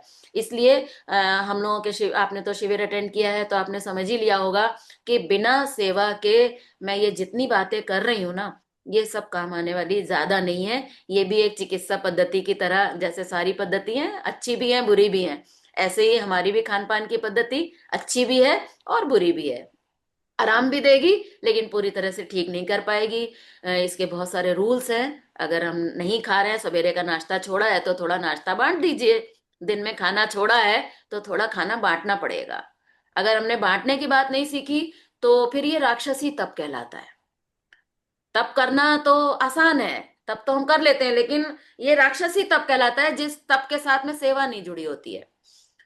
रावण को भी अगर शक्ति प्राप्त करनी होती है तो वो भी जंगल में जाता है, तप करता है, तभी वो शिव जी को अपने बस में कर लेता है। बिना तप के तो रावण भी नहीं कर सकता, अपने भुजाओं के बल से नहीं कर सकता। शिव जी को भुजाओं के बल से नहीं जीता था उसने, तपस्या के बल से जीता था। तो तप से शक्ति तो आई, शिव जी प्रसन्न हो गए, बहुत कुछ दे दिया उसको, सब हो गया, लेकिन टिका नहीं ना। आता तो हमको भी है, गोली खाते हैं तो बड़ा आराम आ जाता है, लेकिन टिकता तो नहीं है ना। अगर टिकाऊ रिजल्ट हमें चाहिए तो तप के साथ में सेवा जुड़ेगी, और तब ये देवत्व वाला तप कहलाएगा। केवल हमने नहीं खाया या कुछ अच्छा खा लिया और साथ में उसका वितरण नहीं किया, बांटा नहीं, जो सुख हमने खुद नहीं भोगा वो सुख हमें दूसरे को देना होगा। जब वो सुख हम दूसरे को देंगे, वो फिर मल्टीप्लाई होकर नेचर से हमारे पास हमारे जीवन में आएगा। और मैं आपको सच बताती हूँ, घर बैठे आपको खुद हैरानी होगी कि अरे ये सुख कहाँ से आता जा रहा है, मैंने तो कुछ किया ही नहीं है। क्योंकि अब थोड़ा सा हमने खाना बांट दिया या थोड़ा सा किसी को सुख बांट दिया, तो ये कोई बहुत बड़ा काम थोड़ी ना है कि हमें ऐसा महसूस हो कि हमने बहुत बड़ा कुछ किया है। आपको ऐसा लगेगा अरे मैंने कुछ किया नहीं है फिर भी मेरी लाइफ में इतना चेंजेस कैसे आ रहे हैं। बिना प्रयास के, जिसके लिए, जिसको पाने के लिए दुनिया इतनी परेशान है, हैरान है, ये करूं कि वो करूं, कहाँ जाऊं, किससे मिलूं, किससे पूछूं, इतना परेशान है दुनिया, वो चीजें हम लोगों को घर बैठे बिना मेहनत के, बिना प्रयास के अपने आप मिल रही हैं। क्योंकि हम लोगों ने साइंस ऑफ लिविंग को जाना है, और हम लोगों ने जीवन के इस बहुत मूलभूत नियम को जाना है कि जब तक हम सुख को फेंकेंगे नहीं तब तक ये सुख लौटकर हमारे जीवन में नहीं आएगा। अगर हम थोड़ा सा दुख अपनाने के लिए अपने जीवन में तैयार नहीं है तो हमारे जीवन का दुख नहीं भागेगा। कितनी भी कोशिश कर ले इंसान, दुख नहीं भागेगा अगर हम थोड़ा दुख अपनाने के लिए नहीं तैयार हैं। दुख तो थोड़ा अपनाना पड़ेगा। अब सवेरे चाय पीने में बड़ा मजा आ रहा है, बेड टी में बड़ा मजा आ रहा है, थोड़ा कष्ट उठाना पड़ेगा, छोड़ के देखिए दुख भाग जाएगा। तो ये ऐसी साइंस बहुत है। सुंदर, बहुत सुंदर। दीदी, आपने बताया कि ये ज्वार बाजरा मोटा अनाज जैसे हम खाते हैं, तो उसमें हम लहसुन और ये सब डाल के बनाते हैं, तो वो सब डाल के बनाना चाहिए कि सिर्फ सिंपल वाला आटा होना चाहिए? आटे में मिलाने में तो कोई बुराई नहीं है। आटे में मिलाने में मुझे कोई आपत्ति नहीं है। सब्जियों में मिलाने में प्याज लहसुन में थोड़ी आपत्ति इसलिए होती है कि जब हम सब्जियों में जब प्याज लहसुन और सब कुछ मिलाते हैं ना, तो उसमें फिर तेल भी ज्यादा चाहिए, फिर मसाले भी ज्यादा चाहिए। तो उस कंडीशन में लहसुन प्याज वगैरह को कहा जाता है थोड़ा। बाकी आटे में मिलाने में मुझे तो कोई दिक्कत नहीं है, आप मिला सकते हैं, कोई प्रॉब्लम नहीं है। हम बहुत बहुत धन्यवाद श्यामा दीदी आपका। मैंने अकलुज का शिविर किया था और मेरी सारी परेशानी ठीक हो गई। मुझे बैक का ऑपरेशन बताया था और पूरी तरह से ठीक हूँ। एक्चुअली क्या कर रहे हैं मैंने अभी आप? थोड़ा रूटीन बताइए अपना। रूटीन सुबह हम्म। ऑफिस निकलता हूँ 8 बजे, तब फिर जूस पैक करके जो हमारा थर्मो जैसा बॉटल रहता है उसमें पैक करता हूँ, जो हम्म। सुबह का जूस रहता है। और रात का मैं खाना लगभग 7:30-8 बजे तक मेरा खत्म हो जाता है। तो सुबह 10:30-11 बजे में जूस पीता हूँ। साथ में सलाद का एक डब्बा रहता है जो मैं लगभग 1 बजे खाता हूँ। और उसके बाद 3:30 बजे का एक नाश्ता रहता है जो मतलब थोड़ा सा छोटा मोटा मतलब स्नैक्स टाइप वैसे। ओके, ठीक है। उसमें भी कोशिश करता हूँ 80% सब्जी और 20% अनाज। और रात का खाना 80% सब्जी और 20% अनाज। अभी सब गुड, ठीक से वेरी चल रहा है आपकी और गोपाल शास्त्री सबकी दया से। तो बहुत बढ़िया। एक क्वेश्चन था एक्चुअली, कोल्हापुर पे शिविर के लिए मैंने पापा को लेके आया था कोल्हापुर शिविर में। उनकी बहुत इच्छा है साधना फॉलो करने की, वो कर भी रहे हैं। बट उनको थोड़े पीछे के दांत वगैरह नहीं थे, उसके कारण उनको ना उल्टी बहुत ज्यादा होती है हर 15 दिन बाद। अभी उनको पॉसिबल नहीं था ये ज्वाइन करना, तो मैंने उनको यूट्यूब का लाइव लिंक दिया है ज्वाइन करने का। तो उन्होंने वो ज्वाइन किया है और वो सुन रहे हैं अभी आपको। और ओके। मैंने अभी जूम से ज्वाइन किया, इसलिए वो कोई दूसरे गांव में रहते हो। ठीक तो है। अभी उन्होंने 2 दिन का उपवास भी किया, जैसे मतलब सीनियर साधक ने वगैरह बताया था। तो बट अभी उनका डाइट कैसा, मतलब जूस फास्टिंग चल रहा था उनका। सुबह जूस पी रहे थे और शाम को 3:30 बजे वगैरह भी जूस पी रहे थे। क्योंकि वो जो सलाड है उनका ऐसे मन में है कि मतलब वो चबा नहीं पा रहे और 15 दिन बाद उनको उल्टी हो रही है। उन्होंने फिर एंडोस्कोपी भी किया, वो रुके नहीं वहां पे। मैंने उनको बोला जरूरत नहीं, बट फिर भी उन्होंने एंडोस्कोपी किया। तो वही अभी उनको वहां पे इंप्रेशन आया है गैस्ट्रिक आउटलेट ऑब्स्ट्रक्शन। जो मतलब जठर से आंतों की तरफ जाने वाला जो रास्ता है वो छोटा हो गया, इस डॉक्टर ने बताया है। ओके। तो अभी मतलब क्या करें अभी, डाइट कैसा होना चाहिए? देखिए, अगर बहुत ज्यादा प्रॉब्लम है, वैसे तो हम लोग उसको आराम से, आप सलाद वगैरह जो कच्चा जो भी खाना है उसको आप आराम से अच्छे से पीस के और उसमें थोड़ी सी छाछ मिला के उनको दिया जा सकता है, कोई दिक्कत नहीं आएगी। क्योंकि हम लोग तो सभी तरह के लोगों को ये डाइट करवा ही रहे हैं, तो कोई प्रॉब्लम नहीं आती है। उसमें थोड़ा सा छाछ मिला दीजिए ना अगर, तो पीस के, जैसे कैंप में भी हम लोग पीस के देते हैं ना सलाद, तो वो पिसा हुआ सलाद और उसमें थोड़ा सा एक आधी कटोरी जैसा एक छाछ मिला दीजिए, तो वो उसको बड़े आराम से खा सकते हैं। तो तो पच जाएगा वो? हाँ, कोई दिक्कत नहीं आनी चाहिए। फिर भी आप एक बार प्रयोग करके देख लीजिए, कोई दिक्कत आएगी तो फिर बात कर लेंगे। और अच्छा। बाकी जूसेस बहुत बढ़िया है, और जो चीज जितना वो आराम से खा सकें वो खा लें, कोई दिक्कत नहीं है। फ्रूट्स ज्यादा ले लें, फ्रूट्स अगर ले पा रहे हैं तो फ्रूट्स ले लें, जूसेस खूब ले लें। और बाकी उनको कुक्ड वेजिटेबल थोड़ा ज्यादा खिलाइए। कुक्ड चाहे वेजिटेबल। वो अगर तो दिन में भी जैसे सलाद वगैरह ठीक से नहीं खा पाए, सेटिस्फेक्शन नहीं हुआ या नहीं ठीक से चबा पाए, नहीं खा पाए, तो आप उसके एक आधे पौने घंटे बाद उनको कुक्ड वेजिटेबल बढ़िया भर के बाउल आप दे सकते हैं, भर के बाउल वो सब्जी खा लें। बाकी अगर कोई और भी बीमारियां हैं, कुछ और भी बड़ी तकलीफ अगर कोई है, तो उसके हिसाब से फिर शिविर में आकर मिल लीजिए। तो अगर कोई और बड़ी तकलीफ भी है तो उसके हिसाब से फिर अलग से देख लेंगे, ठीक है चलिए ना? जी। धन्यवाद। Thank you so much. दीदी, आपने जो बताया ना कि मन की भूमिका बहुत बहुत इम्पोर्टेंट रहती है, वो बहुत हम पूरे समय कहते हैं। पर कुछ पर्टिकुलर बीमारियां भी होती हैं जिनका मन से कोई मतलब नहीं होता है, जैसे वात का, कफ और पित्त बढ़ने का। हम्म। मतलब आहार मेन है, ऐसा नहीं बोल सकते कि आहार एक छोटा सा रोल प्ले करता है। हम्म। कई बीमारियां, मतलब एक बहुत हेल्दी आदमी है, बहुत हेल्दी आदमी है, पूरे समय खुश रहता है, पर बहुत उल्टा सीधा खाता है, गलत चीजें, जंक फूड खाता है, तो उसकी तो तबीयत खराब होगी ही। वहां पे मन की भूमिका कहाँ रही? अच्छा, ठीक है। मेरे कहने का मतलब है कि डाइट की भी बहुत अपनी एक इम्पोर्टेंस है। तो मन, 20% कम थोड़ी ना होता है। हाँ मतलब, 20%।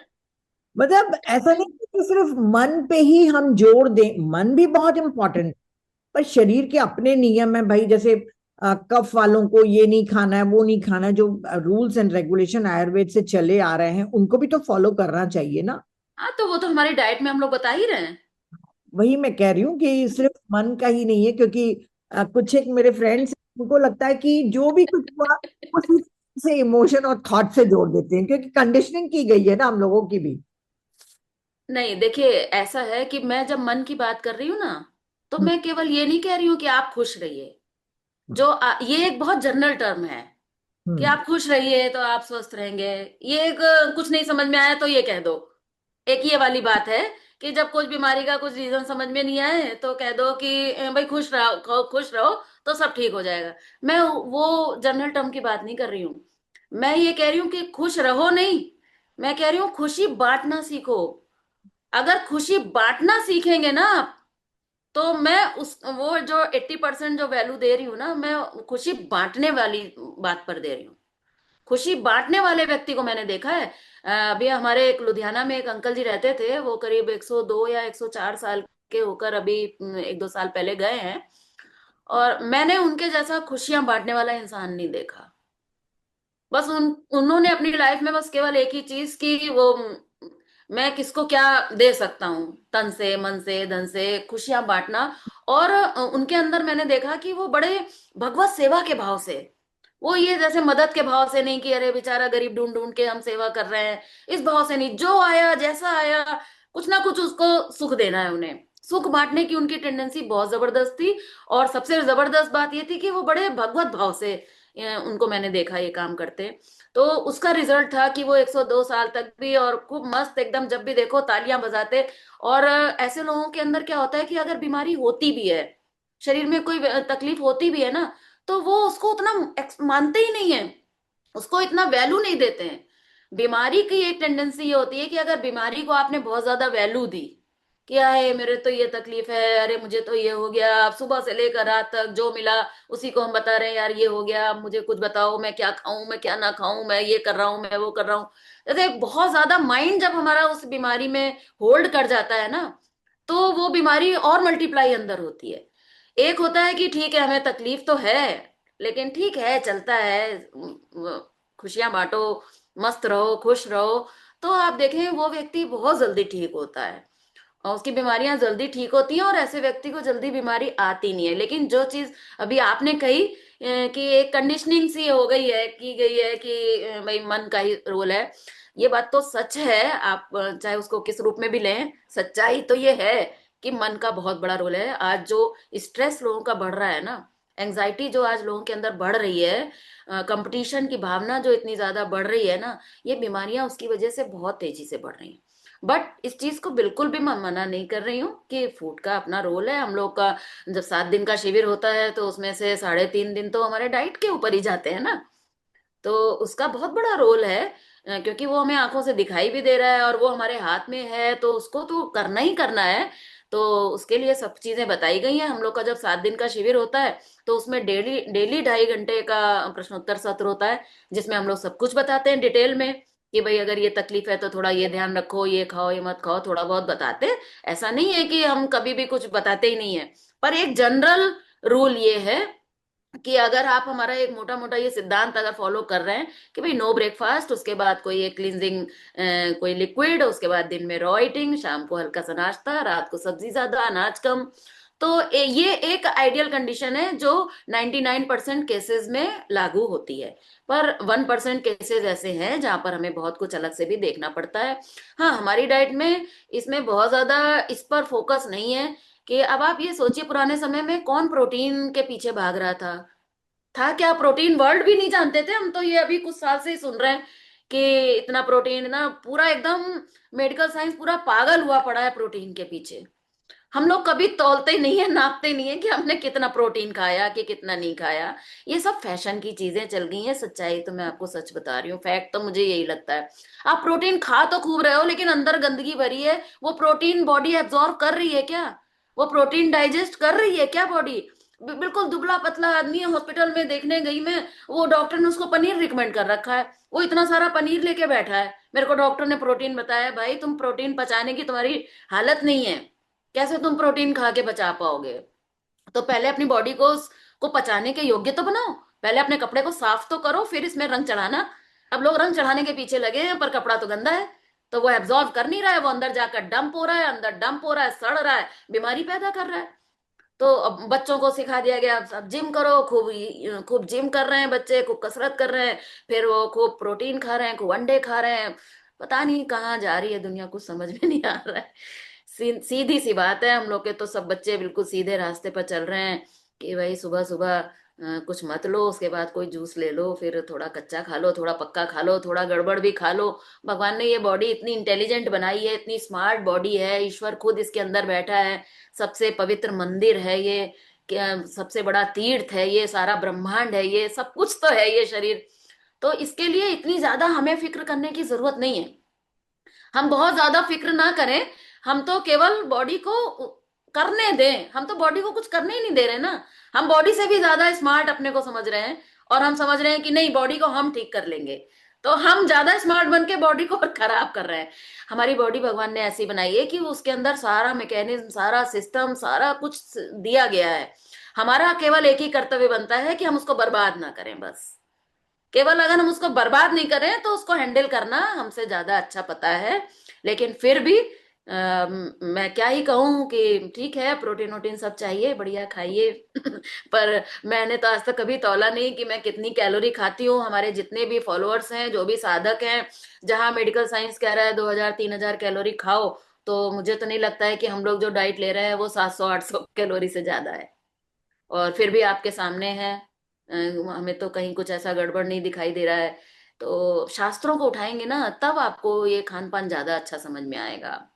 और जहां तक आयुर्वेद शास्त्र की हम बात करें, तो आयुर्वेद शास्त्र में भी इंटरप्रिटेशंस नहीं है अभी लोगों के पास। वो अब कह रहे हैं कि युक्त आहार का मतलब क्या है, तो अब वो ये ढूंढ रहे हैं कि इसमें क्या है, कफ है कि इसमें पित्त है कि क्या है, या ये फायदा कर रहा है कि नुकसान कर रहा है। हम लोग जो युक्त आहार की डेफिनेशन करते हैं, जो व्याख्या करते हैं, हम लोग कहते हैं युक्त आहार वो है कि जिस आहार से हमको ये समझ में आ जाए कि ये आहार एनर्जी देने के लिए नहीं है, वो है युक्त आहार। हमारी डेफिनेशन अलग है, और वो शास्त्रों में इसको प्रमाणित किया गया है। शास्त्र सम्मत है ये व्याख्या। युक्त आहार का मतलब है वो आहार जो हमारे शरीर के अंदर जो जो इस भावना से खाया जाता है कि ये भोजन केवल निर्माण का तत्व है, ये केवल रिपेयर मेंटेनेंस के लिए हमें खाना है, यही सही युक्ति है। युक्ति मतलब, युक्त मतलब युक्ति। युक्ति मतलब क्या टेक्निक, उस आहार की क्या टेक्निक है, आहार का क्या साइंस है। आहार का सबसे बड़ा बेसिक मेन साइंस यही है कि फूड से एनर्जी का संबंध नहीं है। जब तक ये बात समझ में नहीं आएगी कि फूड से एनर्जी का संबंध नहीं है, तब तक ये युक्त आहार नहीं होगा। युक्त आहार का मतलब ये बिल्कुल नहीं है कि सर्दी में क्या खाओ, कि गर्मी में क्या खाओ, कि आंवला ठंडा है कि वो गर्म है। ये सब चीजें युक्त आहार की परिभाषा नहीं है। ऐसे ही युक्त विहार, अब युक्त विहार की डेफिनेशन लोग पता नहीं क्या क्या कर रहे हैं। हमारे गुरुजी ने तो कहा युक्त विहार का मतलब ये है कि ऐसा कि बाहर आनंद नहीं है, ये है युक्त विहार। अच्छी सही टेक्निक, सही युक्ति जो है, विहार का मतलब सुख मानना, आनंद मानना। तो सही जगह सही आनंद मानना, कहाँ मानना? तो दुनिया में आनंद नहीं है, पैसे में आनंद नहीं है, परिस्थिति में सुख का संबंध नहीं है, बेटे से सुख का संबंध नहीं है, मकान से सुख का संबंध नहीं है। ये है युक्त विहार। आनंद का संबंध हमारे भीतर से है, वो इच्छाओं से ढका है। इच्छाओं को निकालो, आनंद प्रकट हो जाएगा। ये है युक्त विहार। तो आयुर्वेद की अगर हम बात करें, तो आयुर्वेद को अब रामचरितमानस को भी कितने लोग समझ पाए? ये तो हम लोग का बड़ा सौभाग्य है कि हमारे गुरु जी को भगवान का दर्शन प्राप्त हुआ, और वहां से उनको ये इंटरप्रिटेशन जो आज मैं आपके सामने रख रही हूँ, इतनी कॉन्फिडेंटली मैं कह पा रही हूँ, वो इसलिए क्योंकि ये किसी व्यक्ति के द्वारा बनाए गए सिद्धांत नहीं है, ये भगवान शिव के दिए हुए सिद्धांत हैं। तो ये अकाट्य है। तो आज मैं कॉन्फिडेंटली इतना इसीलिए बोल रही हूँ कि इंटरप्रिटेशन नहीं है लोगों के पास, रामचरितमानस का इंटरप्रिटेशन नहीं है लोगों के पास। एक एग्जांपल आपको देती हूँ, इंटरप्रिटेशन की जैसे बात है। अब आयुर्वेद में भी, अब जैसे सुबह सुबह पानी पीने की बात चलिए, अभी वो बात जो दिमाग में आई उसको छोड़ देती हूँ, उससे ज्यादा इंपॉर्टेंट बात समझ में आ गई कि अब जैसे सवेरे सवेरे पानी पीना है। अब लोग कह रहे हैं साहब आयुर्वेद में लिखा है कि सुबह सुबह उठो पानी पियो। पूरा समझो, आगे पीछे भी देखो, खाली आधी चौपाई आधा श्लोक आधे से बात नहीं बनेगी। पूरी बात को जब आप समझेंगे तो अब आपको समझ में आएगा कि ऐसा आहार अगर खाया जा रहा है जिसमें तेल मिर्च मसाले नमक ये सब अगर ज्यादा है, अनाज ज्यादा है, तो आपको सुबह सुबह पानी पीने की आवश्यकता पड़ेगी। आप जब गहराई में घुसेंगे ना आयुर्वेद के, तब आपको ये व्याख्याएं समझ में आएंगी। केवल अब उसमें कह दिया गया उषा पान के क्या गया, अब सारी दुनिया उषा पान कर रही है, उसको पूरा डिटेल में समझने की कोशिश नहीं की गई। उषा पान के हम भी पहले बहुत पीते थे। अब ये बात समझ में आ गई कि भाई ये जो डाइट है इसमें अनावश्यक इतना पानी की आवश्यकता ही नहीं है। जब पानी की आवश्यकता नहीं है, सुबह बॉडी सफाई कर रही है तो सुबह पानी की आवश्यकता नहीं है। हाँ, अब हम ये सोचें कि नहीं हम तो तब से वह सुमिरन कर रहे हैं इसलिए हम सुबह पानी नहीं पियेंगे, तो ऐसा भी नहीं है। अगर आपकी बॉडी में अनाज ज्यादा जा रहा है, मसाले ज्यादा जा रहे हैं, तो आपको सुबह पानी पीना ही पड़ेगा। बिना पिए आपको ठीक ढंग से आपको मोशन ही नहीं होगा, क्योंकि अंदर चिपका हुआ है, वो सूख रहा है, ड्राई है, उसको पानी चाहिए। तो आपको पानी पियेंगे तो आपको मोशन आएगा। लेकिन हम लोग देख रहे हैं कि अब हम लोग को सुबह पानी की आवश्यकता नहीं पड़ती है। तो अब ये ऐसा नहीं है कि हम आयुर्वेद के कोई विरोध में जा रहे हैं या आयुर्वेद में इसके विरुद्ध है। आयुर्वेद इसके विरुद्ध नहीं है, ये शास्त्र सम्मत बात है। उसको जब डिटेल में पढ़ेंगे, विस्तार से पढ़ेंगे, तो आपको ये बातें अच्छे से समझ में आ जाएंगी। अब गीता में लिखा हुआ है कि पत्रम पुष्पम फलम तोयम। भगवान ने कहा है कि ये चार प्रकार के भोजन जो है इंसान मुझे अर्पण करके खाए। पत्रम पुष्पम फलम तोयम यो में भक्त्या प्रयच्छति। एक उदाहरण, एक पता नहीं आपको शायद श्लोक पता है कि नहीं, तो मतलब कहा गया है कि उसमें पत्र पुष्प फल और जल, ये चार प्रकार की चीजें इंसान जब मुझे अर्पण करके खाता है तो मैं सगुण रूप में प्रकट होकर उसको ग्रहण करता हूं। ये एक श्लोक है गीता का। अब लोगों ने समझा नहीं। अब उन्होंने कहा कि पत्रम मतलब क्या है, तो बोले कि एक आम का पत्ता तोड़ लो, पीपल का पत्ता तोड़ लो, भगवान को अर्पण करने चलेंगे मंदिर में। पुष्पम बोले कि पड़ोसी के यहाँ से एक गुलाब का फूल तोड़ लेते हैं, पुष्प हो गया।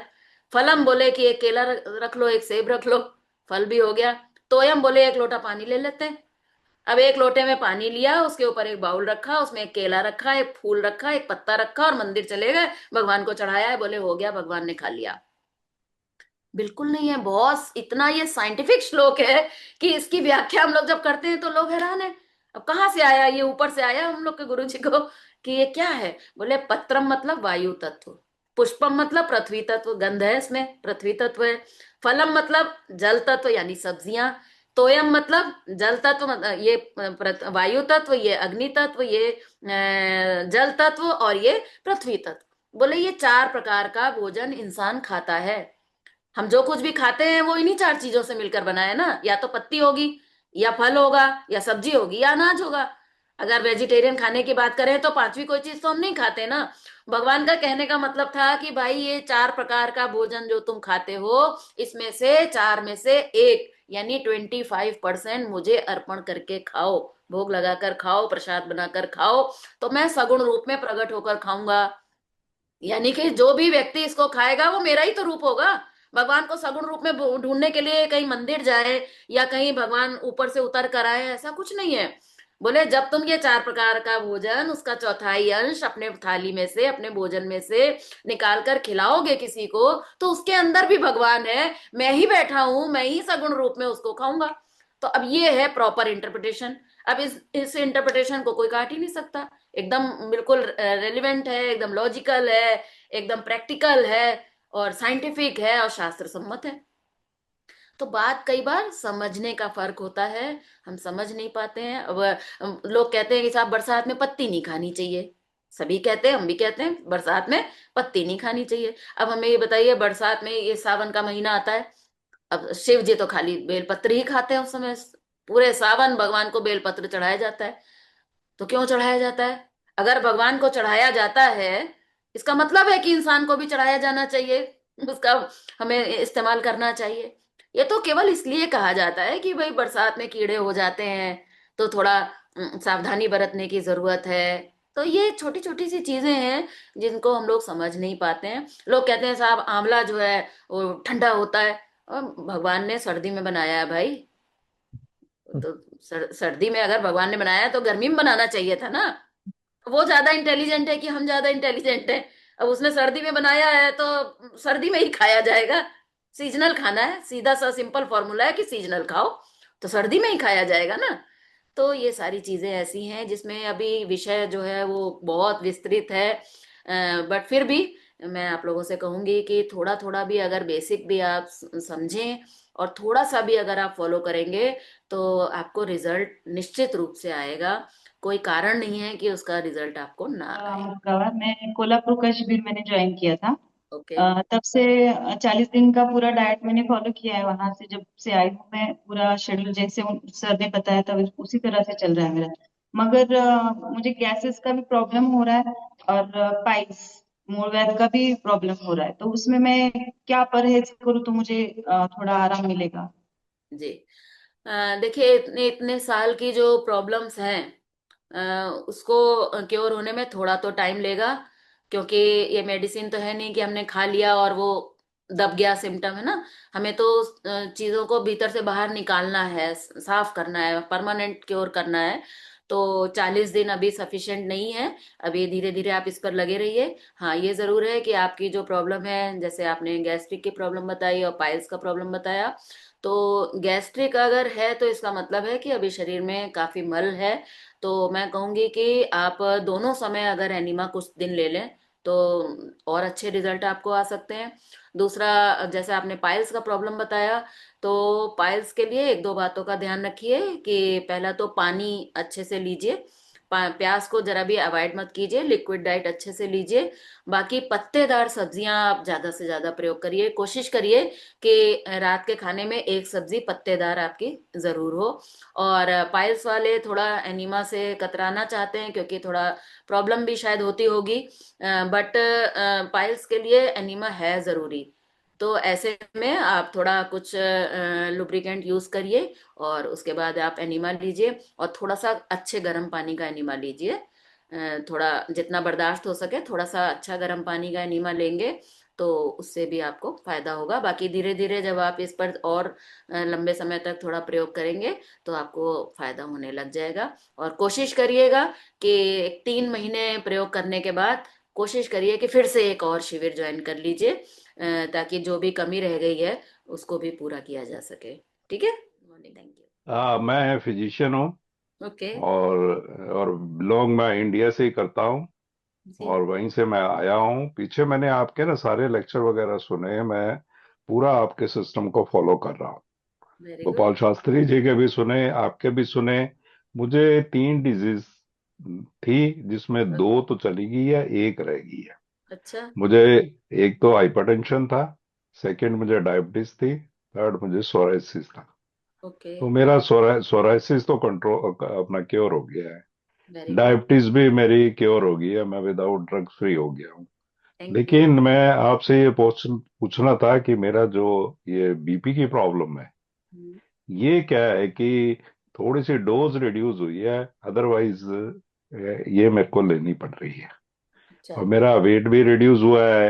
और हम्म। मैं आपको बता भी दूं कि मैं क्या करता हूँ। सुबह मैं पहले ग्रीन जूस लेता हूँ। हम्म, अच्छा। उसके उसके बाद फिर मेरा जो लंच होता है वो मैं पूरे फ्रूट्स लेता हूँ। यहाँ फ्रूट्स बहुत अवेलेबल है, बहुत अच्छे हैं। मैं टोटली फ्रूट्स लेता हूँ। जी। इवनिंग टाइम में मैं सैलड लेता हूँ, उसमें सारा सैलड होता है, साथ में स्प्राउट्स ले लेता हूँ। उसके बाद मैं एक या दो चपाती लेता हूँ, बस। कितने बजे? ये मेरी वो मेरा क्या होता है कि यहाँ जो शेड्यूल है ना टाइम का, हम्म।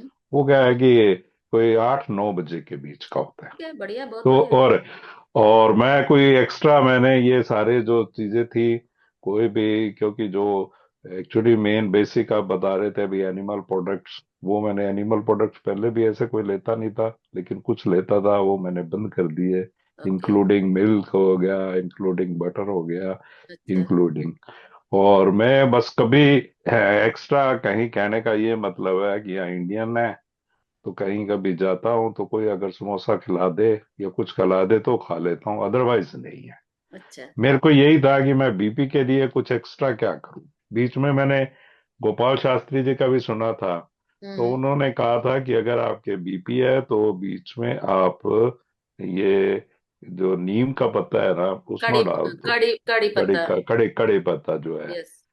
हाँ, लेकिन आप मेरे को बताइए कुछ है, क्या करूं कि जिससे मेरा वो हाँ, बिल्कुल, बीपी ये के लिए बताओ। कड़ी पत्ता तो खैर है ही। तो आप जो ग्रीन जूस ले हाँ। रहे हैं उसमें कड़ी पत्ता जरूर रखिए।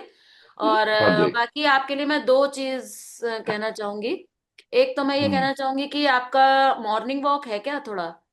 नहीं, यहाँ मॉर्निंग वॉक का क्या है कि अभी तो क्या है कि मैं बिल्कुल स्नो में हूँ। Oh yes. और यहाँ मॉर्निंग का क्या है कि जो मॉर्निंग यहाँ वॉक सिस्टम है ना, हम्म। वो क्या है कि आप जून, जुलाई, अगस्त, अच्छा अच्छा। सितंबर हम्म। उसमें ही आप कर सकते हो। हम्म। ये ओके। बात है। हम्म। हाँ, यहाँ अभी वॉक वॉक आप नहीं जा सकते। अच्छा अच्छा। क्योंकि हाँ। पूरी स्नो है, स्नो है। एक तो मुझे मॉर्निंग वॉक का लगा था, और दूसरा मुझे ये लगा कि तुला दान आपने कभी किया है अपना? तुला दान कैसे? नहीं, मेरे सुना को थोड़ा होगा सा आपने, लेक्चर में सुना होगा, पढ़ा होगा जरूर। हाँ, दान तो मैंने सुने थे दान का, लेकिन मेरे को नहीं, ऐसा एक गुजरात और एक पर्टिकुलर तुला दान होता है, जो हाँ। साल में हाँ एक जी। बार किया जाता है, हाँ जिसमें जी। अपना जितना वेट होता है बॉडी का, उससे एक ठीक किलो है। एक्स्ट्रा हम हाँ जी। साबित गेहूं लेते हैं। ठीक है। और हाँ, और वो गेहूं प्लस उसमें एक जोड़ी अपना पुराना कपड़ा यूज किया हुआ धो के, और हाँ उसमें जी। कुछ दक्षिणा वगैरह रख के कहीं भी किसी मंदिर वगैरह में आप उसको दे दीजिए। ठीक है जी। हाँ हाँ, एक तो आप ये काम कर लीजिए ना, ये साल में एक हाँ। बार हर इंसान को करना ही चाहिए। इसका ठीक है। हमारे ठीक है। शास्त्रों में बहुत अच्छा उल्लेख है, और इसके काफी अच्छे रिजल्ट्स हैं। और ठीक है। हाँ जी। बाकी आपकी डाइट जैसा आपने बताया उसके हिसाब से बहुत अच्छा है। मेडिटेशन आई थिंक आप कर रहे होंगे, मेडिटेशन हाँ, से भी होगा। मेडिटेशन भी अभी क्या हुआ कि मेडिटेशन का पीछे मैंने अग्नेश जी का लेक्चर सुना था। तो हम्म। उन्होंने कहा था कि आप 3 बार मेडिटेशन करें। किसका लेक्चर तो सुना था आपने? अपने आप के वो क्या अग्नेश गुरु जी है या अच्छा, जो अखिलेश अभी अखिलेश जी महाराज, अच्छा अखिलेश अच्छा। Akhilesh okay okay. Maharaj. Okay okay, yes yes. उनके मैंने सुना था। तो अभी मेरे को क्या है कि वो मेडिटेशन का जो उन्होंने कहा था कि 3 बार का। हम्म। तो मैं 2 बार मेडिटेशन तो 15-15 मिनट का करता हूँ। ओके वो मैंने स्टार्ट अभी वो मैंने 1 मंथ से स्टार्ट किया है मैंने। ओके। बाकी ये सिस्टम हमारा कितने टाइम से फॉलो कर रहे हैं आप, जो अभी ये आपने बताया? सिस्टम है ये सिस्टम मैं लगभग पिछले 1.5 साल से फॉलो कर रहा हूँ। इसमें तो मुझे बीपी कम सबसे तो बेस्ट। जरूर हुआ होगा सर आपका। नहीं, बीपी तो क्या है कि मेरी मेडिसिन तो एक्चुअली क्या है कि मेरा बीपी बिल्कुल कंट्रोल्ड है। और फिर आप मेडिसिन एक, भी मैंने अच्छा, मैं समझ गई। रिड्यूस करी है। हाँ। मैं समझ तो गई। अगर आपका हाँ। बीपी अगर बहुत ज्यादा अगर नहीं है मेडिसिन के साथ में, तो हम्म। मेरे हिसाब से आपको मेडिसिन स्किप करके देखना चाहिए, मॉनिटर करना चाहिए।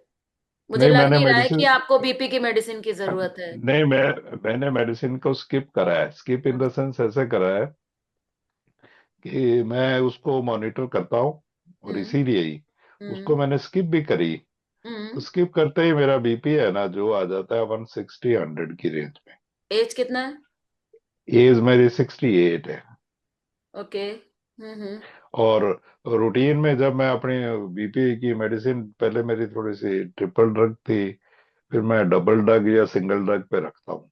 तो सिंगल ड्रग पे रखता हूँ तो वो मेरा जो बीपी है वो 140-80 की रेंज में ही रहता यानी हाँ, तो ठीक है, तो अभी आप एक काम करिए, थोड़ा है। हाँ जी। मिनिमम ड्रग के साथ, है ना? हाँ। हाँ जी। मिनिमम ड्रग के साथ आप महीने में 5 दिन की हम्म। फास्टिंग फॉलो करना शुरू करिए। अच्छा जी। महीने, हाँ, एक महीने में 5 दिन की कंटिन्यूस। लगातार फास्टिंग? हाँ, वो पांच मैंने दिन कभी इसमें ट्राई। नहीं करिए, आप देखिएगा उसको एक महीने में ही हो सकता है आपकी जो डोज अभी चल रही है, हो सकता है वो भी बंद हो जाए। मैंने कभी फास्टिंग नहीं करी है, वैसे मैं आपको उसमें बताऊं। उसमें कुछ नहीं करना है आपको। दिन में आप जूस ले ही रहे हैं, दिन में फल सलाद ठीक है। आप ले ही रहे हैं, जो रात को ठीक आप है। रोटी ले रहे हैं उसकी जगह आपको केवल सब्जी ले लेनी है, और हो सके तो शाम को एक ग्लास सूप ले लीजिए या एक नहीं, बार जूस पी लीजिए। एक बात है, रोटी मैंने सिर्फ बेस इसलिए रखा है, वो थोड़ी सी रखी होती है, दिमाग में होता है कि शायद कुछ हाँ ना खा। तो उसको मैंने रात को एक रोटी रख लिया हाँ, तो पांच कि महीने में भाई। 5 दिन के लिए उसको एक बार बंद करके देखिए। ठीक है। हाँ, एक एक ही महीने करके देखिए, और देखिएगा, आप मेरा नहीं, नंबर ले मैं लीजिए, रोटी बंद मुझसे कर बात दूंगा, कीजिए। मेरे को इतनी कोई रोटी की हाँ, नहीं चाहत नहीं, नहीं आप है अब। देखिएगा जबरदस्त रिजल्ट आएगा। अभी मैं रोटी अनाज ग्रेन्स को निकाल ही देता हूँ, जो मैंने पांच ग्रेन्स पांच रखा दिन हुआ। के लिए, महीने में 5 दिन निकालिए, 5 दिन के हम्म। लिए छोड़िए। और हाँ जी। अगर हो सके तो थोड़ा खाना बट भी जाए तो बहुत बढ़िया। कहीं मंदिर हाँ। वगैरह में कुछ खाना थोड़ा बंटवा दीजिएगा। हाँ और जी। 5 दिन अनाज मत लीजिएगा, अनाज की कोई हाँ। चीज नहीं लीजिएगा। हाँ। तो नहीं, और धीरे धीरे हाँ, करिए। मेरे को इतनी ज्यादा कोई ऐसा नहीं था कि ड्रग्स को करने का। जी, लेकिन मैंने कहा भी जब अपने ऊपर कर ही रही है, बिल्कुल तो बिल्कुल। नहीं, इसको बीपी एक्स्ट्रा तो पूछता बहुत हूँ भी। जल्दी, हमारे यहाँ बीपी तो बहुत जल्दी, बीपी और शुगर तो खाने 10 दिन में भी खाने चली जाती है। हाँ। खाने में ये मैंने सुना हुआ है ना, इसलिए मेरे को हो रहा था कि भी ये क्या रीजन क्या हो नहीं रहा है। नहीं जाएगा, थोड़ा ये तुला दान करेंगे ना, उससे बहुत इफेक्ट पड़ेगा तुलादान और और ये। उपवास। हाँ, ठीक है। ठीक है। जी, ठीक है। बिल्कुल थैंक यू, करके थैंक यू। थैंक यू देखिए। वेरी मच, और फिर हम बहुत जल्दी मिलेंगे। Thank you. बिल्कुल, आइए, सभी को मैं तो इनवाइट करती हूँ यस यस। कि कभी भी समय निकाल कर मेरा खाइए आप लोग, तो मुझे बड़ी खुशी होगी। बड़ा अच्छा वातावरण है, नेचुरल, बढ़िया। और एक रात रुका जाए तो और मजा आएगा। ठीक है, चलिए, नमस्कार जी। बालू।